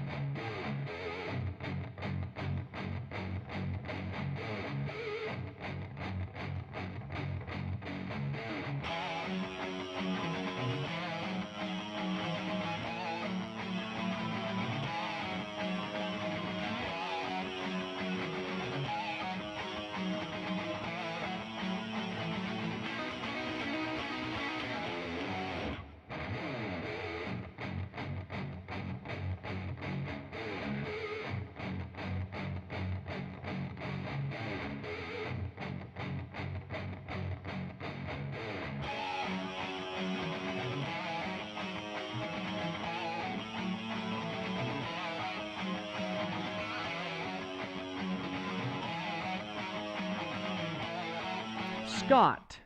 Scott. Spell it with me now. S-C-O-T-T. And now we'll use it in some dialogue with our two Utah men, LeVar and LeGrand. LeGrand has been invited over to LeVar's trailer house for lunch. Again, the word is Scott. Come on in, LeGrand. Door's open, and our delicious repast is about to begin. I hope you brought some drinks for us. Well, I did indeed, LeVar. I bought the whole 6-pack of caffeine-free Diet Sam's Choice Cola from the Walmart. Didn't have no way of chilling it, though. Hope you have smice. Well, fridge's been busted for a few months now. I've learned to appreciate my cola beverages at room temperature. Well, that's just fine with me, too. I'm always sneaking a cola from down in the food storage room so's Midge won't know I got a bit of an addiction. You see, we keep the caffeinated stuff in the food storage on the theory that in the event of a nuclear catastrophe, we'll need to stay awake so's we can keep the neighbors from busting in, and so's we'll have plenty of energy to be fruitful and repopulate on our wasted planet. If you know what I mean. So what's for lunch? Beef stew. I helped can it myself. It's Deseret brand beef stew. Because I helped can it, I got a free case from the Bishop's Storehouse. Ooh, I love the sound of canned stew boiling up on the range. Smells pretty good, too. That's because Scott All Natural Garden beef ingredients. Look here at that list of nutritious stuff that comes in this one can. It's got carrots, peas, taters, onions, chunks of beef, and some beef byproducts. Ooh, that's good. Oh, but looky here. This Deseret brand beef stew's got 23 grams of fat per serving. This stew's got more fat in it than 9 strips of bacon, LeVar. Bacon, that sounds good. Let's fry up some strips of bacon to go with our stew. You know, bacon's got an essential ingredient in it that you can only get from a few foods, you know. Foods like bologna and hot dogs and some canned hams. Bacon's got something in it that your body needs? What? Nitrite. It's got nitrite in it. The body needs nitrite to preserve the internal organs. Well, fry some up then. Okay. Hey, you got a raw hot dog or some bologna I can nibble on to tide me over till the stew's on? My big ones is eating my little ones. I'm so hungry. Anyway, let's pop open a couple of them diet sodas for a toast, LeGrand. To life. To life. If we keep eating like this, we're going to live forever.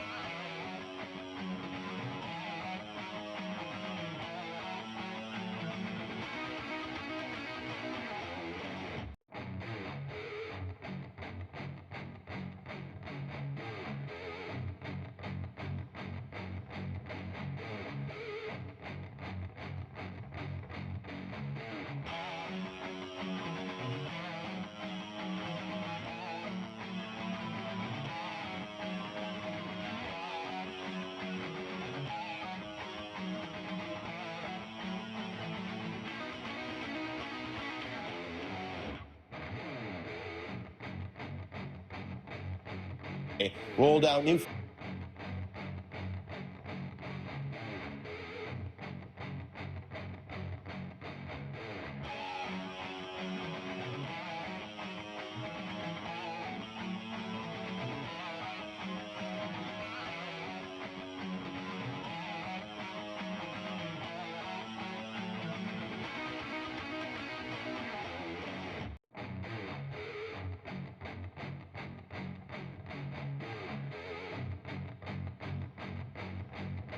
On X96.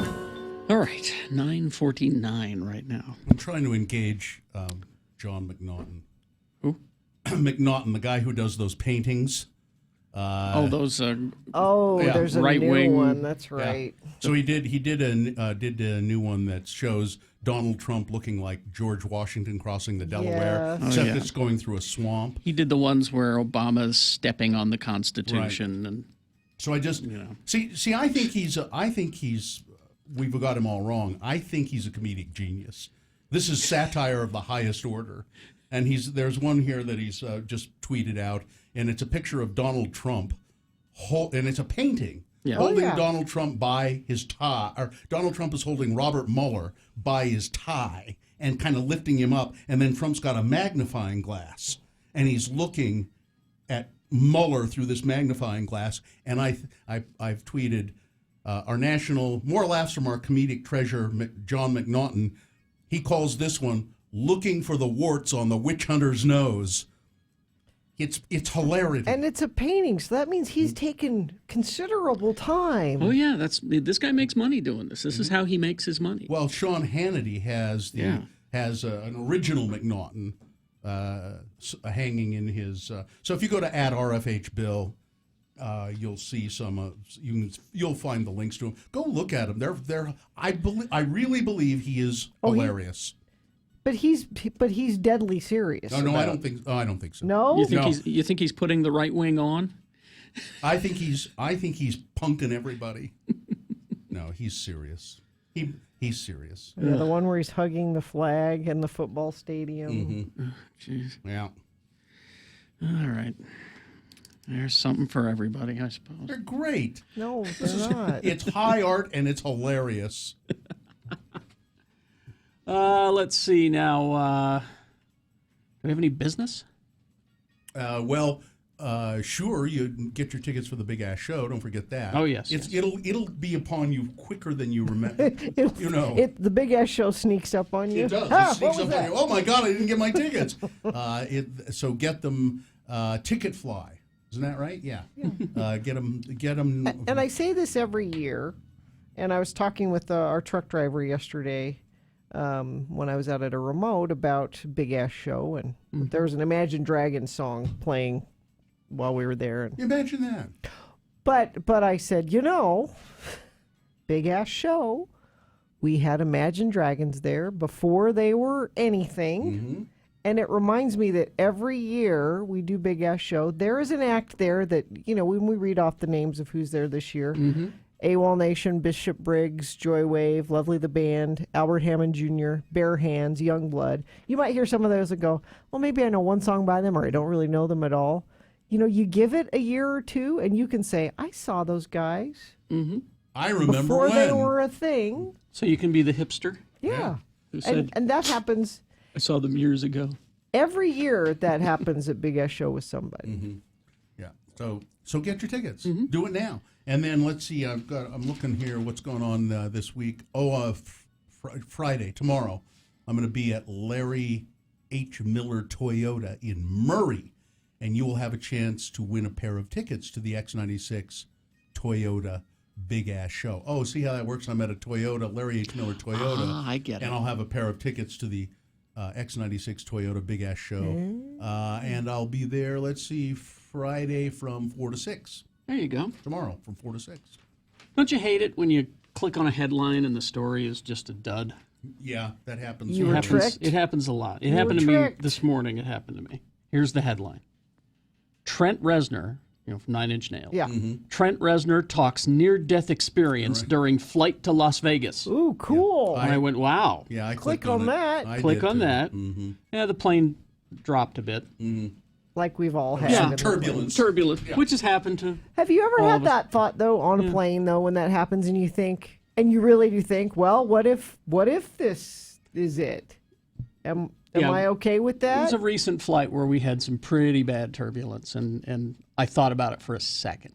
And do you think, yeah, well, I guess that's all right? No, I did not. No. Because that's what I thought the last time it happened. I went, okay, so this, all right, that's fine. Whatever. My first thought was we forgot to get that will filled out. And have you done it now? And I still haven't done it, so we don't know who gets the dogs. And I always just go, woo, just like Lagoon. You don't even give a thought to that at all. Not too much. I send a message to my family. This is true. Right before the plane is going to take off, right before they tell you to turn the phone off, says, I'm about to fly. If something happens, I want everyone to know that I love you and that my little brother gets my house. And I say that every time? Every time I fly. Because for whatever reason, it makes me super uneasy. And then I end up, the next message when I land, hey, everyone, fine. Get away from my house? Yeah. It is the safest form of travel. Yeah. Way more safer than car travel. Yeah, you should do that every time you get in a car then. That's what you should I'm driving to work. Yeah. Carrie, you talked earlier about the big FanX and the meetup and the cosplay. I have the exact information now. Oh, the important part? Which is the date? The Friday, August 10th. Yes. People are going to meet at Rio Tinto Kennecott Department of Engineering building up at the University of Utah. That would also help. And then you're going to join the parade to the Reservoir Park. Check-in begins at 10 a.m., and the parade will begin at 11:30. But you were right. You can get all the information you need at fanxsaltlake.com. Because that's what you did. Yeah. Well, I mean. All right. Well. Okay. Let's see. No, let's do the promo and get out of here then. Just like that? Yeah, why not? What do you mean just like that? We've been here for 4 hugging hours. I know, right? It ain't just like that. We did some recording yesterday because we're going to be gone next Thursday, Friday, so we wanted some new material for you. And we just did like an hour's worth. Mm-hmm. And at the end of it, I went, so that's it, right? That's all we have to do for the whole time we're gone? No, we got to do Gina said, Mom, that's a lot of stuff. And I said, Gina, we do 4 times that every day. We do 4 hours every day. All right. If you have ever wanted to win something from Radio from Hell, Friday's show is for you. We have play tickets, a Broovies gift certificate, meet and greets with Sleeping with Sirens, A copy of Avengers Infinity War, and a Prohibition gift card. Listen to Friday's Radio from Hell show for your chance to win. something. So that's it? We're just a prize clearinghouse? Yeah. Oh. Great. A blowout. Prize blowout. Great. Well, we'll do other stuff. All right. Is that good enough? Yeah. All I know is this violates every canon of respectable broadcasting. Yes. Good. Live long and prosper, bitches. Don't you know who I am? Mohammed almost made us late for lunch. John Smith is next. X96. 1 hour nonstop music wingding starts now.